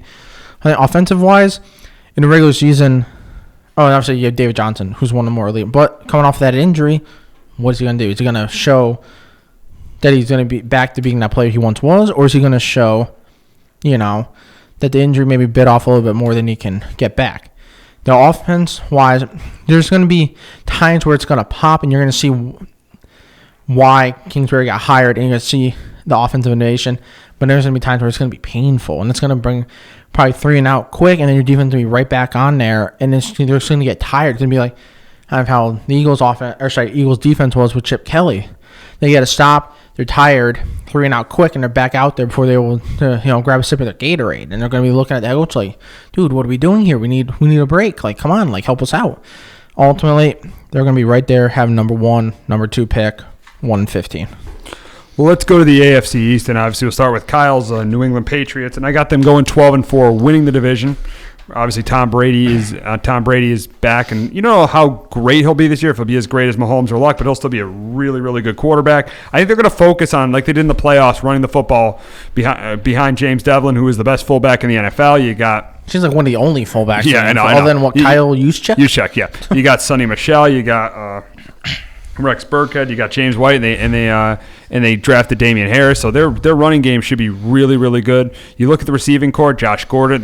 Josh Gordon got reinstated. They added N'Keal Harry, and they got Julian Edelman. I mean, Gronk is a loss, but I don't think he's that big of a loss because he didn't have that good of a year last year. And a lot of the big plays were more great throws by Brady than really good plays by Gronk. You look at the offensive line, left tackle is a big question mark. I mean, yes, they lost Trent Brown, even though Trent Brown wasn't that good during the regular season. He was great against the Chargers and against the Chiefs in the playoffs, and the rest of that offensive line is really good. So this is a big year for Isaiah Wynn. How is he going to be able to block Tom Brady's blindside? Left tackle is a very key position for the Patriots because it's very important. Tom Brady's not a mobile quarterback. How will his blindside be protected? On the defensive side of the ball, they did trade for Michael. They did lose Trey Flowers, but they did trade for Michael Bennett, who's a good pass rusher. And then Lawrence Guy is a good run stuffer. They need another pass rusher on that defense. I feel like another guy to step up as a pass rusher. Or Belichick, he'll send Van Noy and Hightower. He'll blitz a lot, and he'll send Van Noy and Hightower. You look at the linebacker, ridiculous stuff. Yeah, you look at the linebackers, really good blitzers, Van Noy and Hightower. They can stop the run. The issue there though is how are they going to be in coverage? They struggle in coverage. Yeah. And you look at the secondary. The secondary is good with Stephon Gilmore. You look at Stephon Gilmore, who's the best player on that defense. Devin McCourty's got a lot of experience. So the secondary is pretty good for the Patriots, and that's why I got them going 12-4, winning the division. In second place, I got the Jets going 10-6, and I got them as one of the wild cards. I really, really like the growth of Sam Darnold. I think with him and Adam Gase are going to be a really good match. One of the big wild cards for this team is Le'Veon Bell. If Le'Veon Bell can be the player he was in Pittsburgh, the Jets will make the playoffs this year. This receiving core is very, very underrated with Robbie Anderson, with Jamison Crowder, and with Quincy Enunwa. Unfortunately, they got Chris Heard, their tight end, suspended for the first 4 games. And their offensive line is definitely a question mark, even though they went out and traded for Kelly Osemele and Alex Lewis. Their offensive line is by far the biggest question mark for the Jets offense this season. Looking on the defensive side of the ball for the Jets, I mean, they did draft Quentin Williams. They have Leonard Williams and Henry Anderson on that defensive line. The linebacker, they did lose Avery Williamson with a torn ACL for the season, but they did sign C.J. Mosley, which was a big pickup for the Jets. Getting C.J. Mosley, he's really good against the run. The issue with the Jet defense, though, is going to be their outside pass rush with Brandon Copeland and Jordan Jenkins, and their corner play. Their corner play is definitely going to be an issue with Tremaine Johnson, who I think is overpaid. I think the corner play is going to be an issue for the Jets, and I also think at safety, they got 2 really good safeties. Jamal Adams is one of the top 5 safeties in the league, and Marcus May is a really good safety. So all in all, with the preseason Sam Darnold is having, the improvements the Jets made on their defense, drafting Quentin Williams and C.J. Mosley, and going out and getting Le'Veon Bell, you don't know what you're going to get there with him not playing a year, but still, that's going to be better than what they had last year. I got the Jets going 10-6, and I got them being one of the wild cards in the AFC. In third place, I got the Buffalo Bills going 7-9. They made a lot of additions. They got Josh Allen in his second year. They made a lot of additions around him in the offseason. But the problem is there really isn't a skill guy you really have to game plan for. There's really no one you got a game plan for on the Bills offense. Yes, they went out and got Frank Gore, and they drafted Devin Singletary. So their running game should be something they focus on, because Josh Allen is not he's really athletic. He's got a really good arm. But Josh Allen is not the most accurate quarterback in the league. He is inaccurate. That's just put a guy in a spy the whole game. I know, yeah, and that's what I think separates him between him and Sam Darnold. I think that they made moves they got Cole Beasley, who I watched some of their preseason game against the Panthers. He played pretty well, and they also got John Brown, who's a really good deep threat for them. But they're also not two players you really game plan for. And also their offensive line, they spent a lot of money. They got Mitch Morse, they got Quentin Spann, they drafted Cody Ford, but neither of those players make that offensive line. It's still maybe a below average to average offensive line. Those players really don't improve that offensive line that much. On the defensive side of the ball, I like their defensive line. I like them drafting Ed Oliver with the number 9 overall pick. They got Jerry Hughes and Trent Murphy at linebacker. It's a huge year for Tremaine Edmonds. If Tremaine Edmonds could improve, this team could be a top 10 defense because I like their secondary with Tre'Davious White. Jordan Poyer and Micah Hyde. So I like the secondary. So I'm saying 7-9 for the Bills. I just think Allen is a little inaccurate.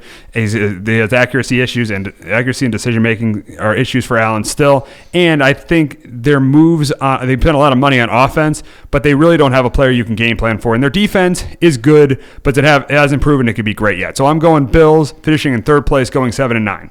And in last place, I got the Dolphins going 4-12. And the problem is they don't even know who their quarterback is. If I were them, I'd start Josh Rosen. He was a first-round pick 2 years ago instead of a 36-year-old journeyman, Ryan Fitzpatrick. You look at their running game. You don't know if Kenyon Drake is going to be ready for week 1. You look at their receiving core with Kenny Stills and Devontae Parker and Bryce Butler. That's a below-average receiving core. And then you look at their offensive line. I said Larry Tunzel. Their offensive line is absolutely terrible. Also, their front seven is absolutely terrible as well. Looking at the secondary, that's the strength of their team with Xavier Howard and Minkah Fitzpatrick. So that's the strength of the Dolphins, but a terrible front seven, and pretty much below skill guys, a below average offensive line, and they don't know who their quarterback is. That's recipe for a bad year, and that's recipe for the Dolphins finishing 4-12 and last in the AFC East. Kyle, we know this is your division. Yay! Obviously so. I'm a big time Patriots fan, so take that into consideration when I'm talking about the Patriots. I have them winning the division. I have them going 14-2. I have them losing the 2 games. I have them losing week 7 to the Jets because I think Jets are going to be a good team this year. I have them losing to the Jets in week 7, and I have them losing to Dallas in week 12 because they have a tough 4-game stretch after the bye week in week 10 where they face the Philly. Then they have Dallas coming to New England. Then they go to Houston. Then they have KC and Foxborough. Potential problem with this team. Tight end spot. What are you going to get from their tight ends in the first 4 games when Benjamin Watson's out because of suspension? Then once he comes back, what is Benjamin Watson going to do? Because when he was first drafted by the Patriots and before he ended up leaving, the man was able to give you a lot. He was a very, very good receiving tight end, but now he's definitely on the older side. The man's been in the league for a long time. What are you going to get from him? Left tackle, Isaiah Wynn. If you're able to get good production from Isaiah Wynn, your offensive line is going to be... Sorry, keep playing with that chair. It's going to be Isaiah Wynn at left tackle. It's going to be Joe Thuney, left guard. David Andrews, center. Shaq Mason, who's maybe one of the more athletic offensive linemen in the game at right guard. He's very, very good at pulling, pass blocking, run blocking, everything. Then right tackle, you have Marcus Cannon. At running back, you drafted Damon Harris. He's going to be able to give you something. You have Rick Spurgeon going to give you something here and there. You obviously came in to finish off the Super Bowl in the AFC Championship game. Sony Michel.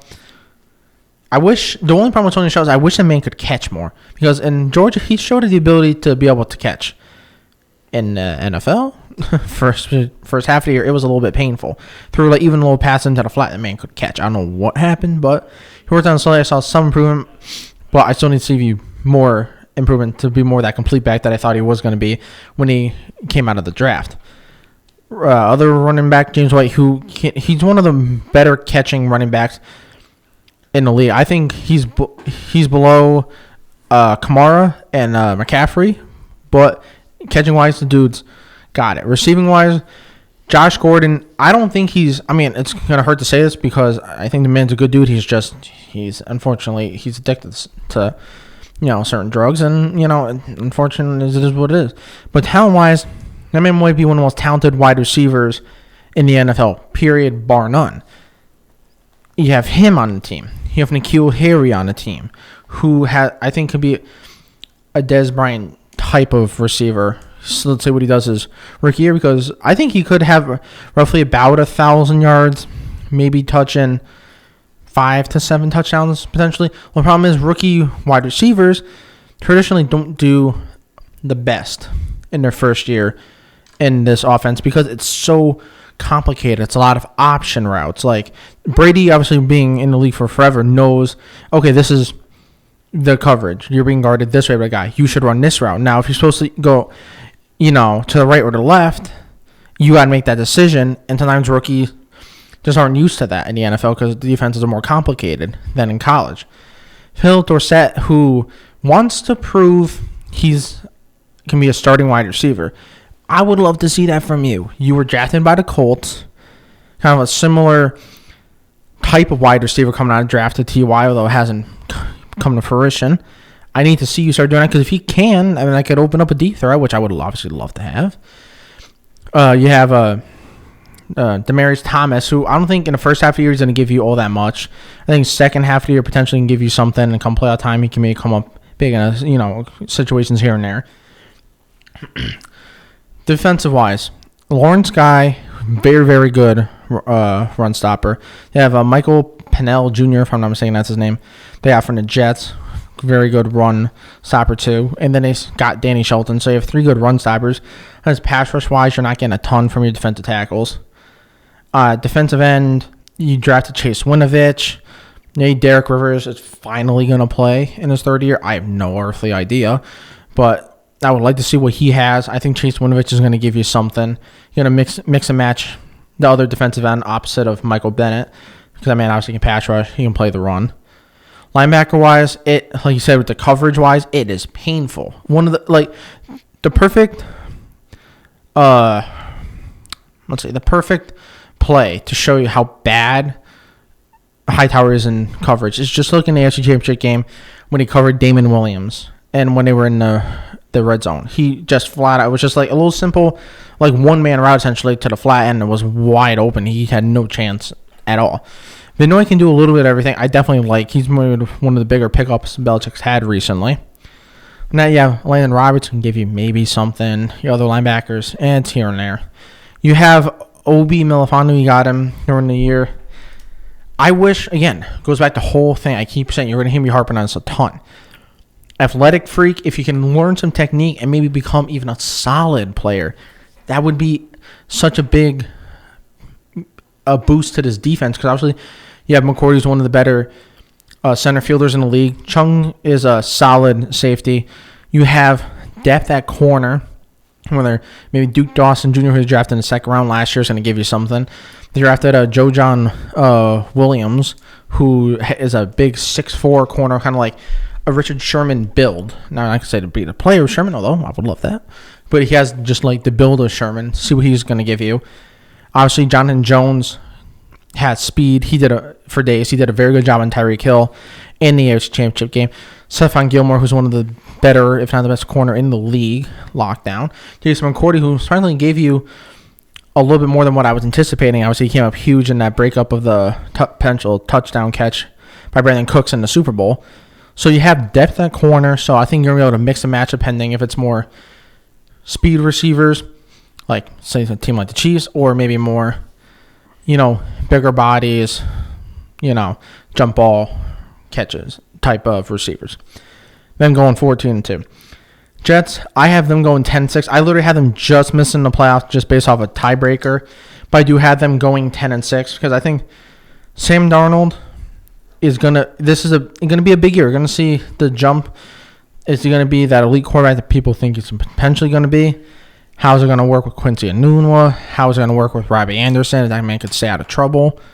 Obviously, your tight end, spend it, not the best. Obviously, Le'Veon Bell. What are you gonna get from Le'Veon Bell? Is he gonna be that kind of running back that he was with Pittsburgh, where he was one of the better, if not the best, running backs in the whole league? Catching wise, route running, just running up the middle, because he has one of the most unique run styles in the NFL, period, where he'll sit back, and then all of a sudden he sees a hole. Okay, it's here, and he runs. Or it's here, burst. Outside, here, burst. What are you going to get from him this year? Is he going to earn that contract and show why he got that contract? Why he sat out and why he thought he was worth big-time money? Or is he not? Defensive-wise, corner, how are you going to be able to keep up with some of the better teams in the league? Because corner-wise, I don't think they're not good. I don't think at all. Safety-wise, though, they're very good. May is going to give you some pretty good play. Jamal Adams, I think, is one of the better young safeties. I think the only one that maybe is better is Derwin James, although he has the injury. Now who knows how long he's going to be out for. But Jamal Adams can do everything. He can guard, man coverage, zone coverage against the run. He can hit. I think it's gonna be a promising year, but I think you're gonna just miss the playoffs at 10-6, and you're gonna have promise and hope for the Jets fans coming for the seasons to come. Bills, I had them finishing third in the division. I had them going 5-11. I think them picking up Ed Oliver is maybe one of the more underrated offseason moves, period. Because that man can definitely rush the passer. An interior pass rush, I think, is maybe one of the most effective things in the NFL, because in a pass rusher on the outside, the tackle can always kind of push him upfield and the quarterback can slide up in the pocket. Interior pass rush is so hard to get away from, because if you don't have any good, like, say Brady doesn't have any resemblance of speed, period, he ain't going to be able to get away from that. So that's going to be because you got to sink down so they can do more unique blitzes coming off the edges, whether it's with linebackers rolling around there, corners, blitzes, safeties who want to come down blitz, whatever it may be. Josh Allen, he has, to me, the strongest arm in the NFL right there with Patrick Mahomes. Problem is, it's so inaccurate. He's a quarterback that shows flashes of talent like you saw against the Vikings last year, where they went up like 17-0, and it was like, what is going on? He has flashes where it shows why he was drafted that high. Then it also has the flashes of inaccuracies where people had big time questions coming out of the draft of, you obviously have a cannon for an arm, you're obviously athletic, no one's going to deny that, but we need to start seeing some more accurate passes, because in the NFL, you're not going to win just being a running quarterback. You need to show that you're consistently accurate with passing. Then getting Cole Beasley is a nice pickup because he's a solid slot guy. You know what you're going to get out of him. Because they don't have that big-time number one wide receiver. You need to get that. They don't. Sean McCoy, Frank Gore. Maybe you have the all running back team of like 2012, but guess what? This ain't 2012. This is 2019. Who knows where you're going to get as it goes into the year? Are they going to be able to last? Is the play going to slow down? Who knows? Defensive-wise, like I said, they have a great trio. They have Tre'Davious White, Poyer, Micah Hyde. That's a very good trio of corner and two safeties. Tremaine Edmonds, he can be one of the more freakish linebackers there is, because I think when he was drafted into the league, he was the youngest player in the league, period, offense and defense. He is 6'5", which is insane height for a player, period, but especially for a linebacker. You need to start refining your game. Maybe instead of basing it off of athleticism, technique, because if he was able to do that, the man can guard over the middle, the dude would be able to do everything. So he'll be able to more shore up that defense. Jerry Hughes can still give you amazing pass rushing skills. Him, along with Ed Oliver, is going to give you something nice. But I think ultimately it's going to be a 5-11 year, and it's going to start bringing up possible questions if Josh Allen's the man, or if they go 5-11, Sean McDermott will be fired. Oh yeah. I definitely 100% agree with you on that. He'll be gone. And then the questions are going to start popping up with Josh Allen. Is he the man of the future? And I think if they go 5-11, I think you'll see a very strong emphasis on them trying to get a number one wide receiver coming out of the draft. Maybe like whether it might be Jerry Jeudy from Alabama or one of the other big time wide receivers coming out of the college. I think you'll see that and focus on that heavy in the offseason and the draft. Miami Dolphins, I think it's gonna be Strugglesville for them. I have them finishing dead last in the AFC East. I have them finishing 3-13. The reason why I think this team, other than having Xavier Howard, it's pretty bad on defense. I don't really like anything really about this defense. I think it's gonna be a pretty bad defense. And I would say Brian Flores, who's the defensive head coach, with a young quarterback, and traditionally it's not the best formula for success. And Rosen's on his second team in 2 years. You don't want to have him be on his after the season. You don't want to have him be on his third team in 3 years, being on the 10th pick or 11th pick. That's not good. That's not a good sign for success. Period. That offensive line, other than Tunsil, god awful, terrible. Receiving wise, okay, you have Stills, who's nice. But other than that, you don't have anything great. Running back wise, Kenyon Drake is obviously good. I saw the Miami Miracle. That is ridiculous play. What happened? But with him and his health being a big question, what are you going to get throughout the year? So I think it's going to be a struggle. I think finally the Patriots are going to win in Miami. Hallelujah. Because I'm tired of them losing in Miami. But I think the Dolphins, it's going to be a big year for Josh Rosen's career, because if he shows a little bit of promise, maybe he could be the quarterback of the future in Miami, or maybe another team. If not, it could be starting the downfall of his career, and the Dolphins could be right there trying to pick Tua, Jake Fromm, or whatever, Justin Herbert from Oregon. Exactly. We'll go to the AFC North, and I'll start with the team I think is going to win the division. That's the Pittsburgh Steelers. I got them winning the division at 10-6. Big Ben is still a top 15 quarterback in the league. James Conner had a good year when he was healthy last year. He played 13. He missed 3 games due to injury. I think their receiving core, Juju Smith-Schuster right now, is a top 10 receiver in the league. They're going to need to have another receiver step up. If it's James Washington or Dante Moncrief, I think their offensive line is the best offensive line in the division, with David Del Castro, Andre Villanueva, and Marquise Pouncey. And on the defensive side of the ball, I think their front seven is really good. You got Cameron Hayward, you got Jerron Hargrave, you got Stephon Tuitt, you got Devin Bush, you got T.J. Watt, you got Bud Dupree. This is a really good front seven. Obviously, the secondary is going to be a question mark with Joe Hayden really being their only good player in the secondary. But with a good front seven, an experienced quarterback, a good offensive line, I like the Steelers winning the division at 10-6. In second place, I got the Browns. It's going to surprise some people. I got the Browns missing the playoffs, going 8-8. Baker Mayfield had a really good rookie season, really accurate quarterback, good pocket passer. The issue with Baker Mayfield is he needs to grow up. The comments he made yesterday about Daniel Jones were absolutely ridiculous. The comments he made about Giants fans were absolutely ridiculous. Tweeting back at Colin Cowherd is absolutely ridiculous. He needs to grow up as an NFL quarterback, and I think his lack of maturity is going to lead to him to having a sophomore slump this year. I think the first-year head coach is not going to help this team with a lot of egos in that locker room, with Baker Mayfield, with Odell Beckham, with Jarvis Landry, with Sheldon Richardson. First-year coach Freddie Kitchens has his hand full with all the egos in the locker room. And if you look at the offensive line, they did lose in the OBJ trade, a player a lot of people don't know about. And I brought this up when I was talking about the Giants. They lost a really good guard in Kevin Zeitler.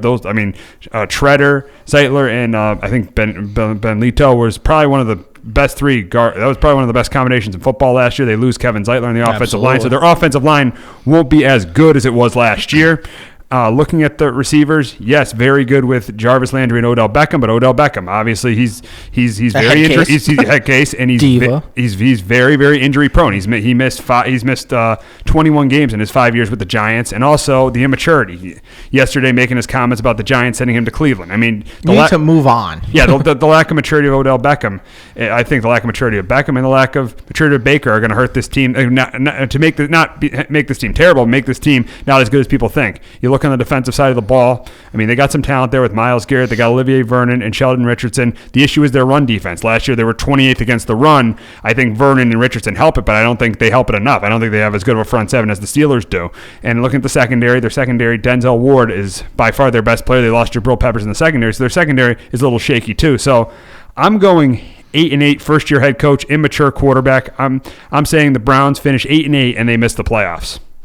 Coming in third place, I got the Ravens, and I got them going 6-10. I mean, I thought Lamar Jackson won a lot of games his rookie year, but I think teams are going to figure out what Lamar Jackson, the Ravens' offense, was from last year, from year one to year two. I think they're going to figure out Lamar Jackson. Lamar Jackson hasn't proved. Yes, he's exciting to watch and everything. He runs the ball well, but he hasn't proved to be a good pocket passer. Well, I think it's going to be more like the Chargers playoff game. Yes. So yes, and in this league, you got to be successful. You got to eventually prove to be a good pocket passer. Lamar Jackson hasn't proven that yet. I mean, I think the way they play, they're not gonna be able to blow anyone out running the ball the way they play. And the thing is they don't have the defense this year, and I don't know if as good of a defense this year, and I don't know if they're going to be able to, when they drive down the field, if those touchdowns if they're going to end up getting field goals or touchdowns. If those are field goals, that's definitely going to hurt that offense this year. And I think looking at the offensive line, it's a good offensive line. They drafted Ronnie Stanley in the first round a couple of years ago. Running game's obviously good with Gus Edwards, and they picked up Mark Ingram, and they did get Hollywood Brown in the draft. But I think teams are going to figure out the way Lamar Jackson plays this year. And on the defensive side of the ball, let's be honest, they lost 4 starters and really didn't replace. And the only guy they replaced really was Earl Thomas for Eric Weddle. And you don't know what you're getting out of Earl Thomas because Earl Thomas is 30 years old and coming off 2 knee injuries. I think he'll be good against the run, but I don't know how good he'll be, how complete of a safety Earl Thomas is going to be. So if you look at their defensive line, Brendan Williams, obviously a good player. You look at their linebacking core, C.J. Mosley's a big loss. They lost Terrell Suggs and Zadarius Smith, who can get after the quarterback. And their secondary is definitely the strength of this defense with Marlon Humphrey, with Tony Jefferson, and getting Earl Thomas. But I mean, when you lose 4 starters on defense, you saw the way the Ravens are probably going to play. They're probably going to get a lot of field goals instead of touchdowns. They're probably going to be in a lot of close games. And not having the defense you had last year, that's definitely going to hurt you. That's why I got the Ravens going 6-10 and missing the playoffs. And in last place in the AFC North, I got the Bengals going 3-13. I think Andy Dalton is an average to below average quarterback, and this will probably be his last year in Cincinnati. I think this offensive line is absolutely terrible. They lost Jonah Williams, their first-round pick for the season. I like Joe Mixon as a running back. A.J. Green, I like his receiver, but he just hasn't been able to stay healthy the last couple of years. Tyler Boyd is good, but he's getting a lot more attention while A.J. Green is out at the beginning of the year. You look at their defense outside of Geno Atkins and Will Jackson, their defense is absolutely terrible at the linebacking core. They can't get pressure on the quarterback outside of Geno Atkins, and their secondary outside of Will Jackson is terrible as well. So I got the Bengals going 3-13, finishing in last place in the AFC North. We see the AFC North very different. I actually have the Browns winning the division. I have them going 11-5. The reason why I think the Browns are going to be one of those teams where I see them going, I think kind of like 11-5, 12-4 deal high, or it's going to go like 4-12, 5-11. And so we're nowhere in between because this team has so much talent on the team and so many egos that I think it's going to go either really good or really bad because it's either going to fold because of the amount of egos and having a rookie head coach who's just not used to dealing with it, or it's, or he's going to, show that he is going to, be able to deal with it, or the team's going to be able to deal with it, and you're going to have a big, hop in their season and, potentially be there for, a playoff team and be in a high seed because you obviously have offense. You have Baker. You have David Njoku. You have Kareem Hunt coming back after, I believe it was week 8 because of his suspension. You have Chubb at running back as well. You have Antonio Callaway, who's a solid 3. You obviously have Jarvis Landry, Odell Beckham. Them losing Zeitler is definitely going to hurt. We'll see how much of a hit that's going to take because having the left side, it's not exactly the blind side of the left tackle. So close. You don't never want to see if you're a right-handed quarterback. You never want to have someone coming off the left side of the line at you and smacking you in the back. Because like I said, for potential for fumbles. Defense. You got Olivier Vernon, Sheldon Richardson, and Myles Garrett, who's a freakish talent, who's shown, again, the technique, being able to do that and blossom into the pass rush that people thought he would be. Linebacking core-wise, I think that's the struggle of this defense. Although I do like Mac Wilson, see how much it's going to show in his rookie year, how good of a player that he's going to be, and all the other linebackers. We need to start seeing who's going to stand out and who's going to be the starters in the regular season. Secondary, obviously, you have Denzel Ward, who's one of the better corners in the game. The guy has speed. The guy can cover. You got Greedy Williams in the draft, who I thought fell a lot more than what I was anticipating. The man can definitely cover. The man has good size. So I believe he's about 6'1 to 6'2". Only problem is he makes too many business decisions against the run. What I mean by that, he needs to be willing to put his body in there and tackle. Now, maybe since he's now in the NFL and he's getting paid to do that, and if he shows that he do that, it's going to build up his ability to get a bigger contract and start earning more money. Maybe he's willing to do that now, which is more power to him. Because if he can start covering, you have him, Denzel Ward, and that pass rush, then the defense will be pretty good. I had them win division 11-5. Baltimore, I actually have them going 10-6.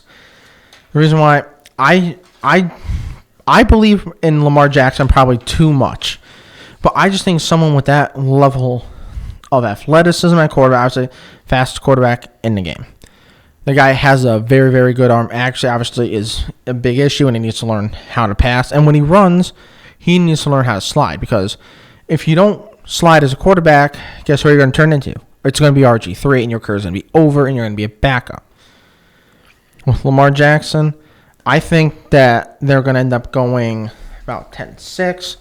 I have them being the 6 seed because them getting Hollywood Brown, that guy is freakishly fast. The guy can run routes. The guy has good hands. I think they're going to be able to, to use him, whether it's maybe on more gadget stuff, but I believe they're going to be able to use him. Now, they have 2 drafts ago, they drafted Mark Andrews and Hayden Hurst, I believe it was. They drafted 2 tight ends. So you need to start using them more, whether it is having them on the field to be more of a against the, for the run, or having, quick little dump offs for Lamar Jackson in the pass. Quickly, the games I have them losing, I have them losing to KC, Seattle, New England, Houston, Rams, and Cleveland. I have them splitting the series with Cleveland. Reason why, I just think at home, they're just a better team at home than they are on the road. Just because it's just something about the stadium and that crowd. It's loud. It's not KC loud. It's not Seattle loud, but it is a loud crowd, and it just gets a team in a mood. And them losing all those people on defense, though, is gonna be an issue. Suggs obviously wasn't getting the production that he once was, but he's the heart and soul of the defense. You say Ravens defense after Ray Lewis left, it's Terrell Suggs. You lost Zadarius Smith, who's giving you a good something coming off the edge. Them losing C.J. Mosley might be one of the dumbest things in the history of mankind. It's like they just let the man walk to New York, and, here's one of the better linebackers. Here's the quarterback of our defense. Here, have him. Have a nice day in New York. That was dumb. I don't understand why they did that. It makes no sense ever, and will it ever make sense? Obviously, they lost Eric Weddle, but they replaced him with Earl Thomas. Almost though, injuries, is he going to be able to completely stay healthy? Because when he does, I think he's one of the better, if not the best, free safeties in the game. The man is one of the better center fielders, and the man can, lay a little hit on you from now and then. So I have them going 10-6 and just making the playoffs, being the 6th seed, just beating out the Jets as the last wild card and playoff team in the AFC. Steelers, I have them going 9-7. Reason why, obviously, Antonio Brown had a case and was a cancer in that locker room. Le'Veon Bell was a little bit of a head case, has his issues. Obviously, he wasn't a cancer locker. I'm not going to say that, but he had his issues. So you're losing Antonio Brown, which means Juju Smith-Schuster, he was seeing a lot of number 2 corners. I still think he's going to put up numbers because I don't think the guy's a scrub. I'm not going to be disrespectful to that man. The man can play.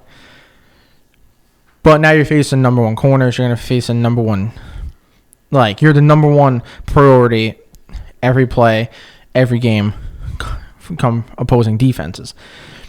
James Conner, since losing Le'Veon Bell, Conner was able to give you something. He's just not Le'Veon Bell. It's just, he's a solid back. He ain't that level of talent. So how's that gonna work out? That offensive line, though, it's one of the better offensive lines, period. Actually, from left tackle to right tackle, one of the better overall, period. Big Ben needs to be more consistent come road games, because at home the man is another kind of quarterback. Dude's one of the best quarterbacks in the league. Come road games, it's like Jekyll and Hyde. Like, all of a sudden, how is it you come on the road and all of a sudden you're a lesser version of yourself? That doesn't make sense. And defense, obviously you have TJ Watt. I think Devin Bush is a huge pickup. Obviously, I think they finally found their middle linebacker to replace Ryan Shazier after that unfortunate injury he's had a couple seasons ago. Although I don't think he's ever going to play football again. But he's starting to come back and starting to be able to walk. Because I saw a video, I believe it was last year. Man was able to do box jumps, which is shocking considering what happened to that man. I think Devin Bush is a big time pickup. I think has a chance to be the steal of the draft. Corner-wise, Joe Hayden, he's a solid veteran. He's going to be able to give you a good something. Other than that, it's a little bit of inconsistent, which is always going to be the issue. I think same thing with their safety. It's always a little bit inconsistent. Like some games they're going to be able to, they'll, play how they should and they'll be in their spots. Communication's good. Then you have plays like I think it was the only touchdown that the Patriots got in that game on their first drive. 2 crossing routes. There was no communication. Chris Hogan's left like 15, 20 yards wide open, which in the NFL, or that really happens in college. In the NFL, that never happens, and it did. And then one of their corners ended up getting benched. I have them actually just missing the playoffs at 9-7. The Bengals, I had them going 1-15. For the sole fact, what talent is there on this team that's healthy? I mean, you have Geno Atkins. He's obviously healthy, but that's about it. Other than talent-wise and, Jackson, our corner, obviously the only 2, healthy people that are, super talented. AJ Green's always hurt. He has that injury. Dalton, they're going to have to eventually cut bait with that man and realize it. Tyler Boyd's a solid 2. John Ross was way overdrafted because of his 40 time. Man hasn't shown to give you a single thing. Tyler Eifert was one of the better receiving tight ends when healthy, but that man, I think his career should be done. Man, it's terrible injury after terrible injury. Offensive line, it's just bad. I mean, Joe Mixon, he's solid, but I still don't like the issues that he had in before the draft. Obviously, if you want to, you can look it up and saw the issue that was caught on tape with him. So it's gonna be a bad year for Cincy, but I mean, they're gonna be at the doormat of the AFC North, doormat of the NFL, and welcome to obscurity, 1-15. Yes, it'll be a rough year for the Bengals. Now going on to the AFC South. In first place, I got the Colts going 12-4. I mean, this team won 10 of their final 11 games last year. No, I mean 10 of 11 counting the playoffs after starting 1-5. Andrew Luck being healthy is an if, but that is going to be big for this team. But I do like the overall roster around Andrew Luck. Marlon Mack, after he took over as a starting running back in Week 6, he had 5 games where he rushed over 100 yards. I mean, the receiving core with T.Y. Hilton, they drafted Paris Campbell from Ohio State. The offensive line has really came together. Quentin Nelson is an all-pro. Costanzo's played well. Ryan Kelly's good. Brandon Smith and Mark Lewinsky. And a tight end, Andrew Luck has made Eric Ebron a better player than he is. And then you look at the defense, the defensive line. If Justin Houston can stay healthy, which is a big if, he's missed a ton of games in the last 4 years. And then Marcus Hunt and Demetri Autry had good years on the defensive line as well for the Colts. And then at linebacker, you got their best player on their defense. That's Darius Leonard, who was the defensive rookie of the year, who was an All-Pro last year. He had a really good year for the Colts. The issue is going to be the secondary. The secondary is definitely shaky for the Colts, but their front seven's pretty good and their offense is really good. I really like Frank Wright, and I like them to win this division and finish 12-4. The Texans, I got them going 9-7 and being the number 6 seed in the AFC. Deshaun Watson's proven that he's a franchise quarterback. DeAndre Hopkins, one of the best receivers in the NFL. Lamar Miller is a good running back, not a great running back. Duke Johnson helps, especially on third down, especially when Watson's under pressure. You can just dump it off to him, especially on like 3rd and 5 or third and 3, 3rd and 4, 3rd and 5. You can just dump it off to him. The issue is the offensive line. They really didn't improve it that much, drafting Titus Howard in the first round. Also, another issue is another skill guy to step up around outside of DeAndre Hopkins. I mean, Will Fuller has been good, but he's missed a ton of games in the 3 years he's been in the league. So they need another guy to step up outside of DeAndre Hopkins. And on the defensive side of the ball, we all know how good J.J. Watt is. He's outstanding. The problem is we don't know what's going to happen with Jadeveon Clowney. You look at the linebacking core, that's still pretty good with Broderick McKinney and Zach Cunningham. Secondary very shaky. But still, a playoff because of Deshaun Watson being a franchise quarterback, DeAndre Hopkins being one of the best receivers in the league, J.J. Watt being one of the best defensive players in the league. Even with the shaky secondary and a shaky offensive line, I still got this team going 9-7. I got this team getting the number 6 seed in the AFC. In third place, I got the Jacksonville Jaguars going 7-9. I think they obviously upgraded quarterback with Nick Foles, but the problem with Nick Foles is he doesn't have skill guys on this team like Alshon Jeffrey and Zach Ertz. I mean, the skill guys on the Jaguars, their best skill guy is Leonard Fournette, and he missed half the season last year. They got one of the worst receiving cores in the NFL, and their offensive line is, even when healthy, is still average at best. Yeah, last year Cam Robinson barely played. He only played 2 games. Andrew Norwell and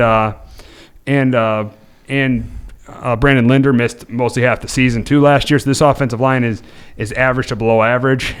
You look at the defense though; their pass defense is outstanding with Calais Campbell, with Yannick Ngakwe, and then you look at the two corners with AJ Boye and Jalen Ramsey. And they drafted Josh Allen too. They drafted Josh Allen. Good point there. Somehow, then you look at their run defense, and that's going to be the biggest problem because Telvin Smith, one of their best linebackers, is taking the year off. So one of the big things to do against the Jaguars is run the ball, not pass the ball. You don't want to get into third and long on them, but you could have success against that Jaguar defense running the ball. And I say with their lack of skill guys and their run defense, that's why I think the Jaguars are 7-9, and they will miss the playoffs for the second year in a row.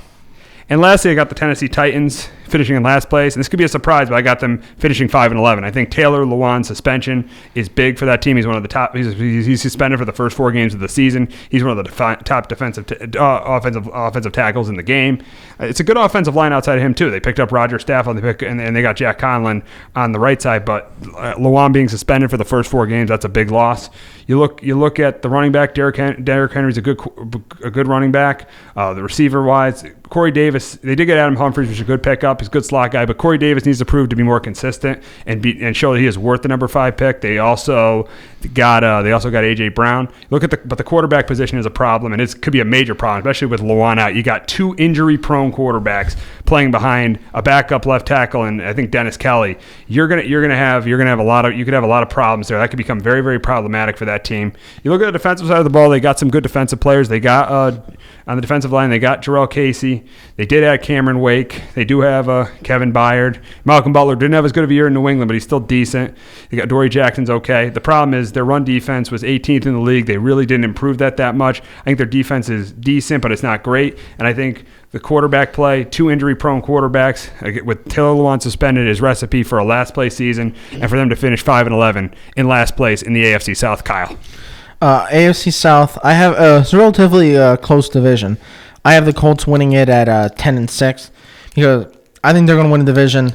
Although if Andrew Luck was healthier, we knew what was going on with his injury, I would have them at about a 12-4, maybe even a 13-3. But because of his injury history and we don't know what's going on with the injury that he has now, I have them at being 10-6. Their offensive line got otherworldly better with Quentin Nelson. That man is so good and he's so nasty, but in a good way. He just bowls you over in the run game. He's dominant in the run, dominant in the pass. He probably would have won Offensive Rookie of the Year if they gave it to offensive linemen, but they don't. You have Darius Leonard. You drafted him last year as well in the second round. Won Defensive Rookie of the Year. Very well deserved. So obviously you hit 2 home runs off the bat. You have Marlon Mack at running back. He can give you a little something. You got Devin Funchess, I believe, was on a 1-year deal. So prove it. See if he's gonna, is he gonna be motivated to prove it and earn a big time contract in the offseason. You have T.Y. Hilton. Obviously, you know what you're gonna get from them. Man can run routes. Very, very good defense. One of the bigger pickups for them was Paris Campbell. And the reason why I think that he can be kind of, if they use him in the way that the Panthers should have used Curtis Samuel, the little gadget plays at the beginning while he refines his route running skills and all that, do screens to him, those little jet sweep touch passes, mix it in him going deep, mix in T.Y. goes deep this play, Paris Campbell goes short. Next play, maybe Paris Campbell goes deep, T.Y. goes short. Mix and match with that, and then you have, obviously, Devin Funchess can be the big-time possession wide receiver, or at least that's what they're hoping. You also have Eric Ebron, who I know you believe he's definitely not as good as that, as what last season, the last season he just put up. Obviously, Andrew Luck, made that season. He had a season that people were predicting he was probably going to have coming out of the draft, and we're finally seeing it come to fruition. Now, is he going to be a 1-year wonder, or is that going to be the production you're going to get throughout the year? On defense, Malik Hooker, is he going to give, you that production that you were thinking coming out of draft where he was going to be, people were going to think he's going to be a good center fielder, free safety that was going to be able to, go from sideline to sideline. You have Pierre Desir still. He's a good kind of lengthy corner. Is he going to, continue to help that, secondary and defense in general just build and build and build and build? I have them going 10-6. Texans, I actually have them going 8-8 for the sole reason that offensive line is terrible. In fact, I think at some point, like obviously metaphorically, they're going to get Deshaun Watson killed because, like, I think they're going to start off 0-3, and this is why. Because first game they face in New Orleans, in the way the fans are going to be, mad that, obviously what happened in the NFC Championship game.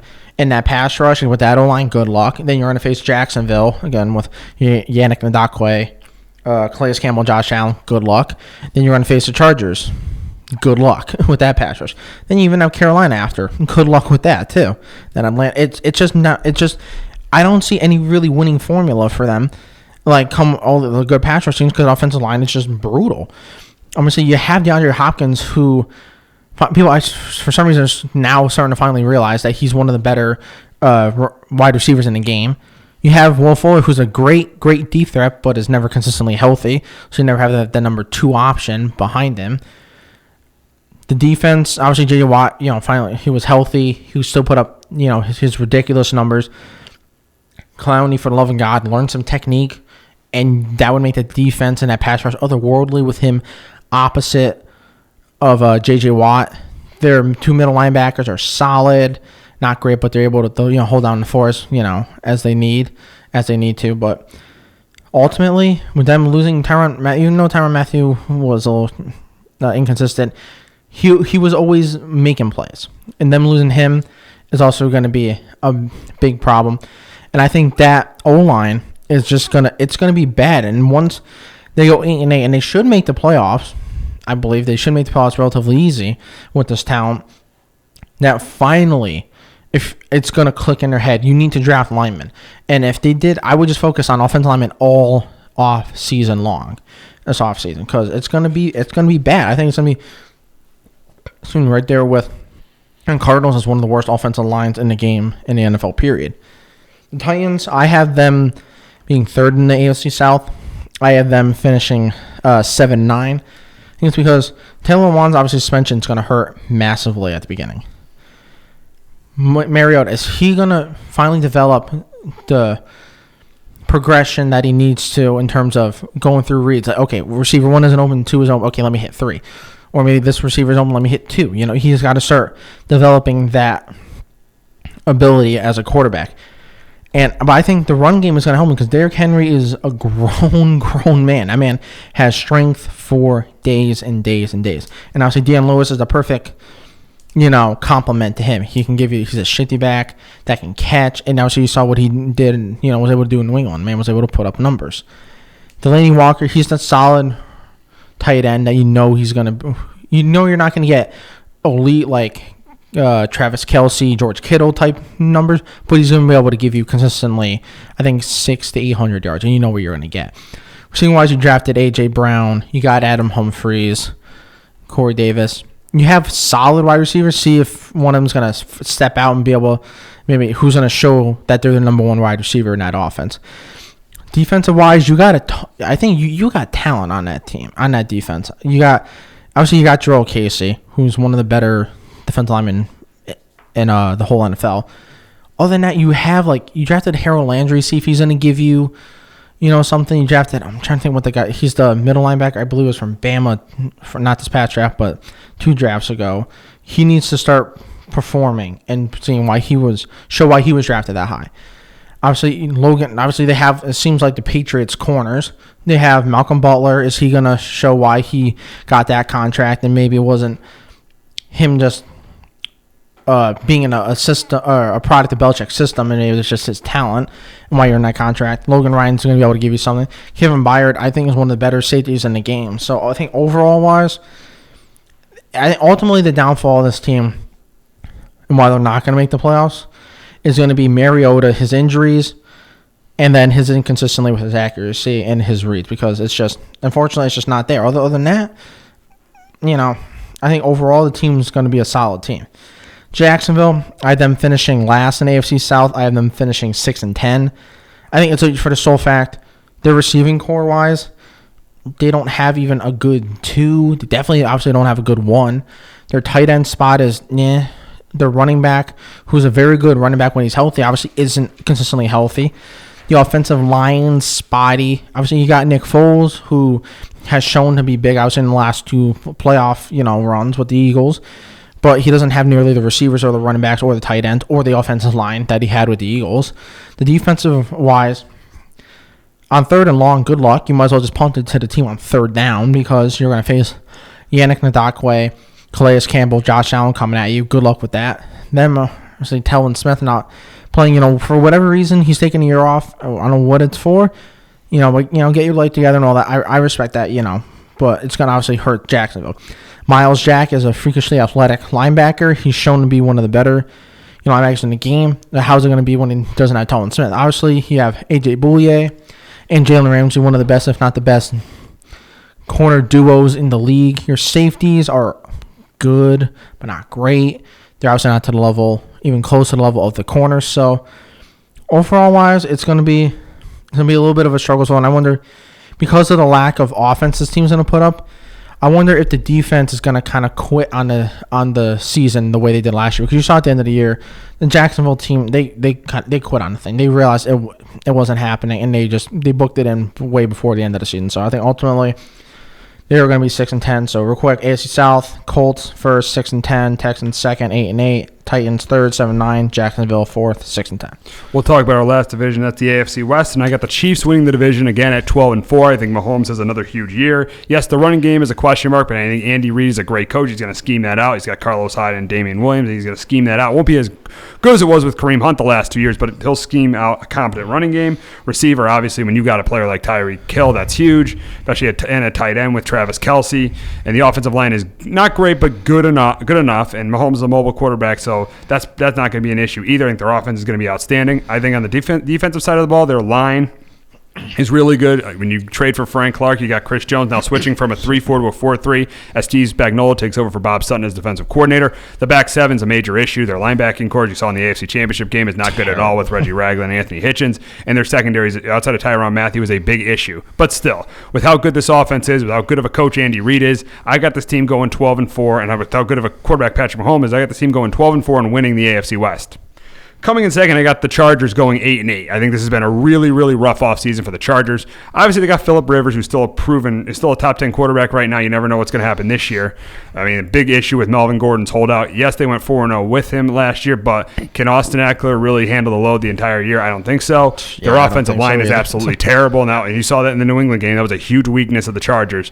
Is Phillip Rivers was under pressure all day long. Good receiving core with Keenan Allen and Mike Williams, and they get Hunter Henry back at tight end. But this offensive line in this running game, if Melvin Gordon doesn't play, it could be a big issue. And then losing Tyrell Williams is going to be a bigger hit than what people are thinking. We'll see about that. Well, it's because of the depth. Yeah, it's because of the depth of receiver. I'll give you that. And looking at the defense, it's a good defensive line. I mean, they got Ingram, they got Boza, and they had drafted Jerry Tillery out of Notre Dame. But here's the problem: Boza's missed 13 games in his 3 years in the NFL, so he's missed a lot of time. You look at the linebacking core; that is a little bit of a weakness of this team with Jatavis Brown and. With Jatavis Brown and Denzel Perriman, and they did pick up Thomas Davis too, but he's definitely past his prime. In the secondary, I like Casey Hayward. I like some of their corners, but obviously the huge loss is going to be Derwin James. I mean, he was an outstanding player. He could cover, he could stop the run. He was a top 5 safety in the league, and they're not going to have him for the first 3 months of the season. That's going to be a huge loss. So that's why with Boza's injury history, with losing Derwin James, their offensive line, Gordon holding out, that's why I got the Chargers going 8-8 and missing the playoffs. In third place, I got the Broncos going 7-9. And they do upgrade a quarterback with Joe Flacco, but how huge of an upgrade is that over Case Keenum? I mean, I like Phillip Lindsay as a running back. How will Emmanuel Sanders come off that Achilles injury? You look at the offensive line, that's going to be the big question mark. Garrett Bowles really, really has to step up on the offensive line this year for them. I mean, they did lose Matt Paradis to free agency, but Garrett Bowles really has to step up. And Jawan James, they did add to that offensive line. So that offensive line is going to be a huge key, especially with Joe Flacco, who's not a mobile quarterback. That's going to be a huge key for the Broncos offensively this year. And then they did add Noah Fant too. We'll see what he can give them at the tight end position. On defense, the farther away you get from the ball, the better that defense is. The closer you get to the ball, it isn't that good. And, obviously they got Von Miller and Bradley Chubb, but the problem is this defense struggled against the run last year, finishing 21st against the run last year. And they do have a good corner with Chris Harris, but their safeties are shaky too. So I'd say with question marks at quarterback, offensive line, and their run defense not being that good. I like the Vic Fangio hire. He's a defensive-minded head coach, but I still think the Broncos go 7-9 and miss the playoffs. And lastly, in last place, I got the Raiders going 4-12. Yes, Derek Carr is back. This is a huge year for him and John Gruden.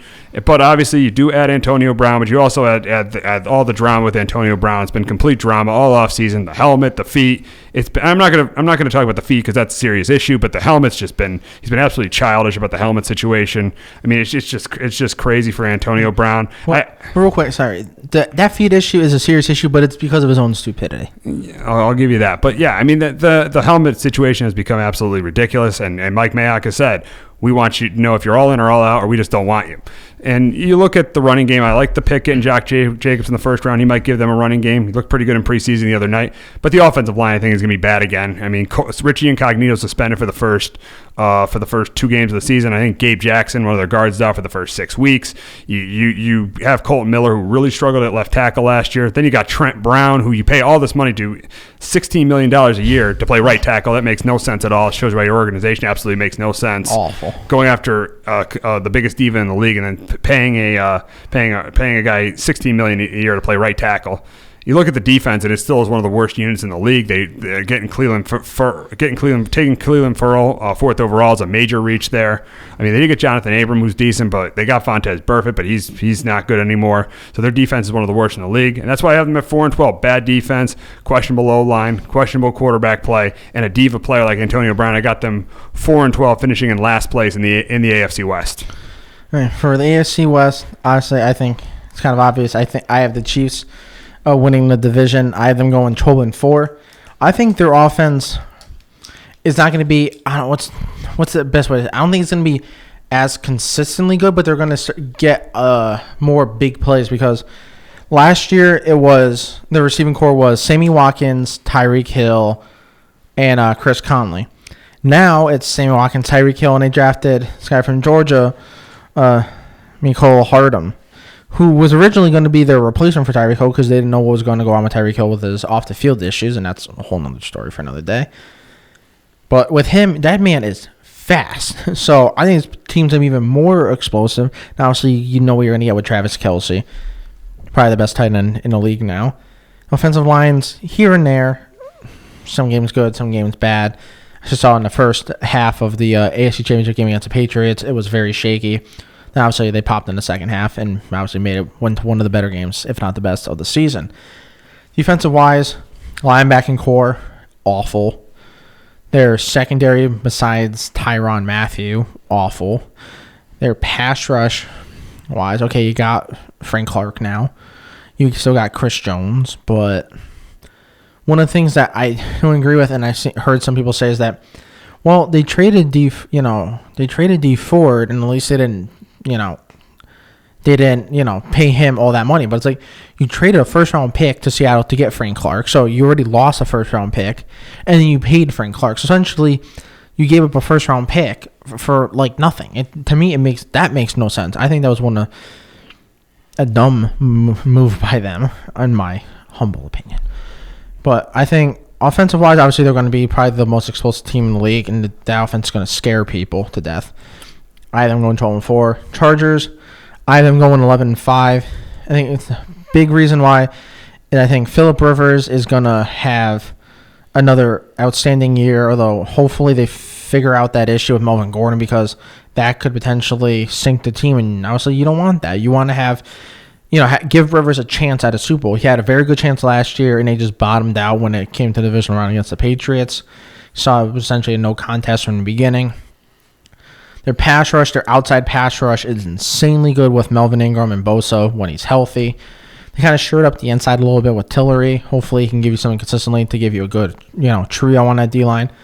The linebackers are hit and miss. They're okay, but they're not great. Thomas Davis, like you said, way past his prime, but maybe a good vet to some of the younger people on that linebacking core. Secondary-wise, corners, they have a good depth at corner, and I think they're going to be able to get very, very good production out of them. Problem is, like you said, Derwin James. He's probably the best young safety in the league. And then someone like Jamal Adams on the Jets.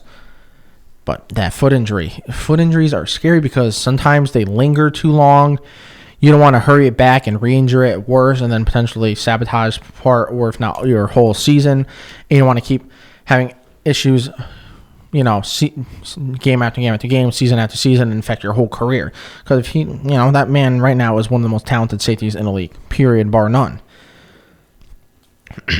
I have the Broncos finishing third in the division. I had them going 6-10 because I don't know what they're going to be doing at quarterback. Joe Flacco ain't the guy anymore. It's just he's not. So, if you start him, you're not going to get a ton. Although Phil Lindsay was a very shockingly good player. I guarantee you they weren't expecting that level of production from him. And he put out a great, for being especially an undrafted rookie. They have, Sanders, how is he going to bounce back from his injury? Well, it was an Achilles, if I'm not mistaken. So how are you going to bounce back from, not even a year after that? You drafted Drew Lock, but he's been very spotty and only in preseason. So it's what are you going to do in that? And on their defense, on the outside, you might have the best duo in terms of outside pass rush in the league with Bradley Chubb and Von Miller. Here and here. Great. Problem is, in the middle is not good. Just run right up the gut every time. Don't even mess with the outside. Don't mess with them going stretch to the left, stretch to the right. Just run up the middle, and you'll be able to gash them because it's not good there on their roster. Their linebackers are, I like having Chris Harris, but he can't cover everyone. There's only so much a man can do. Your safeties are decent, but there's nothing special about them. So overall wise, it's going to be a 6-10 year for the Broncos. And I have the Raiders finishing last in the AFC West. I had them finishing 5-10 because you have divas everywhere. You have Vontaze Burfict. You have, obviously, Antonio Brown. And their head coach, Gruden, I think he's a little too Hollywood. You need to tone it back a little. Obviously, I know the cameras are there, for HBO for Hard Knocks, but you need to tone it back a little bit and stop being so Hollywood. Is the best way to describe it. You need to start just be a head coach. Forget the cameras are there and just coach. Derek Carr's gonna be a big season because supposedly John Gruden was not really liking from reports, not liking Derek Carr much. See if he's gonna bring him over to Vegas with them. So you drafted Josh Jacobs. I like that pick for them too. I believe Cleveland Farrell, them getting him in the 4th overall pick was a reach. If you wanted a pass rusher, you could have got Josh Allen. He was there. The guy's a better pass rusher than Cleveland Farrell. Abram can hit very, very hard and is fast, but his coverage isn't that great, and you don't want him to play, too reckless nowadays because you want to go for a big hit, miss it, and then, safety's the last line of defense, and then touchdown. Offensive-wise, okay, obviously you got Antonio Brown, one of the best receivers in the league, but the guy's a diva and a headache, and it's just, the helmet issue, really? Just shut up, play football. It's a helmet. Just find another helmet. It's not that difficult for you. Everyone else is having to deal with the same issue, and they're not complaining, but even Brady, his helmet got outdated, and he's like, oh, I don't like it, but what can I do about it? He's moving on. You got Tyrell Williams, who can be another good deep threat, but was it maybe more Rivers making him, or is it actually his talent? On that, you have Hunter Renfrow. He's okay. The tight end, I think Jared Cook's no longer there. He's with the Saints. So tight end, what are you going to get from them? Other than Josh Jacobs, what do you really have behind them? The offensive line, spotty. So ultimately, I have them Raiders being a pretty big disappointment. And also with Trent Brown, that was just dumb to sign him to that big of a contract when he was at left tackle. Signed to a big contract, moving to right tackle. Bold strategy. That's not going to work. Ultimately, have them finishing 5-11. Alrighty, so we're going to go now. We're going to wrap the show with our NFL playoff picks. I'm going to start with mine, and I'm going to start in the NFC, and I'm going to start with the wild card round. I got the number 3 seeded Eagles knocking off the number 6 seeded 49ers in the wild card round. Then I got the number 5 seeded Packers knocking off the 4 seeded Rams. So we go to the divisional round, and I got the number 1 seeded Packers knocking off the number 5 seed. No, I got the number 1 seeded Bears knocking off the number 5 seeded Packers in the divisional round. Then I got the number 3 seeded Eagles knocking off the number 2 seeded Falcons. And in the NFC Championship game, I got the number 1 seeded Bears knocking off the number 3 seeded Eagles. So in the AFC, I got in the wild card, I got the number 3 seeded Pats knocking off the number 6 seeded Texans.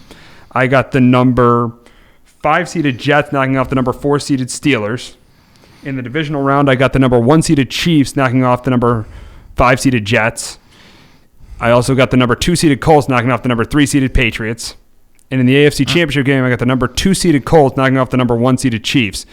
And for the Super Bowl, I got the Colts beating the Bears. What do you got, Kyle? Not bad. Although obviously I'm a Patriots fan, so I'll disagree on that, but I'll get to that. First, the NFC. With the seeding, I have the Eagles as the 1st seed, Packers 2nd, Falcons 3rd, Rams 4th, Saints 5, Cowboys 6th. I have the Falcons beating the Cowboys. I have the Rams beating the Saints. Then I have the Packers beating the Falcons. I have the Eagles beating the Rams. NFC Championship game, I have Packers at the Eagles. I actually have Packers winning and making it to the Super Bowl. In the AFC, I have the seeding is the Patriots 1st seed, Chiefs 2nd, Browns 3rd, Colts 4th, Chargers 5th, Ravens 6th. I have the Browns actually beating the Ravens because I think it's going to be the same issue, kind of like how the Chargers, playoff game was. Ultimately, that pass rush is going to be too much for Lamar. The Colts, I have them beating the Chargers. I then have the Chiefs beating the Browns. I have the Pats beating the Colts. And then we have a rematch of the last year's AFC Championship game, although in Foxborough, in my opinion. I have the Patriots beating the Chiefs. So ultimately, I have Super Bowl Packers versus the Patriots because I want to see a Rodgers versus Brady Super Bowl because it's just one of those great QB matchups we haven't seen yet. And Rodgers, every time he has the ball, scares me to death because he's just talented. Ultimately, I have the Patriots beating the Packers in the Super Bowl. No surprise, Kyle's got the Patriots winning the Super Bowl. Because in my opinion, this is the reason why I'll say, obviously, yes, I'm a Patriots fan, and that's one of the main reasons. But to me, before I believe someone can beat them, I got to see it, personally. Alrighty. We'll see what ends up happening there. So let's wrap it up this week on Sports Talk with RKJ for our NFL season preview. For my co-host, Kyle Galuli, I'm Steve Risser. We'll be back next week talking reviewing week 3 of the preseason and previewing week 1 of the college football season. Have a great weekend, everybody.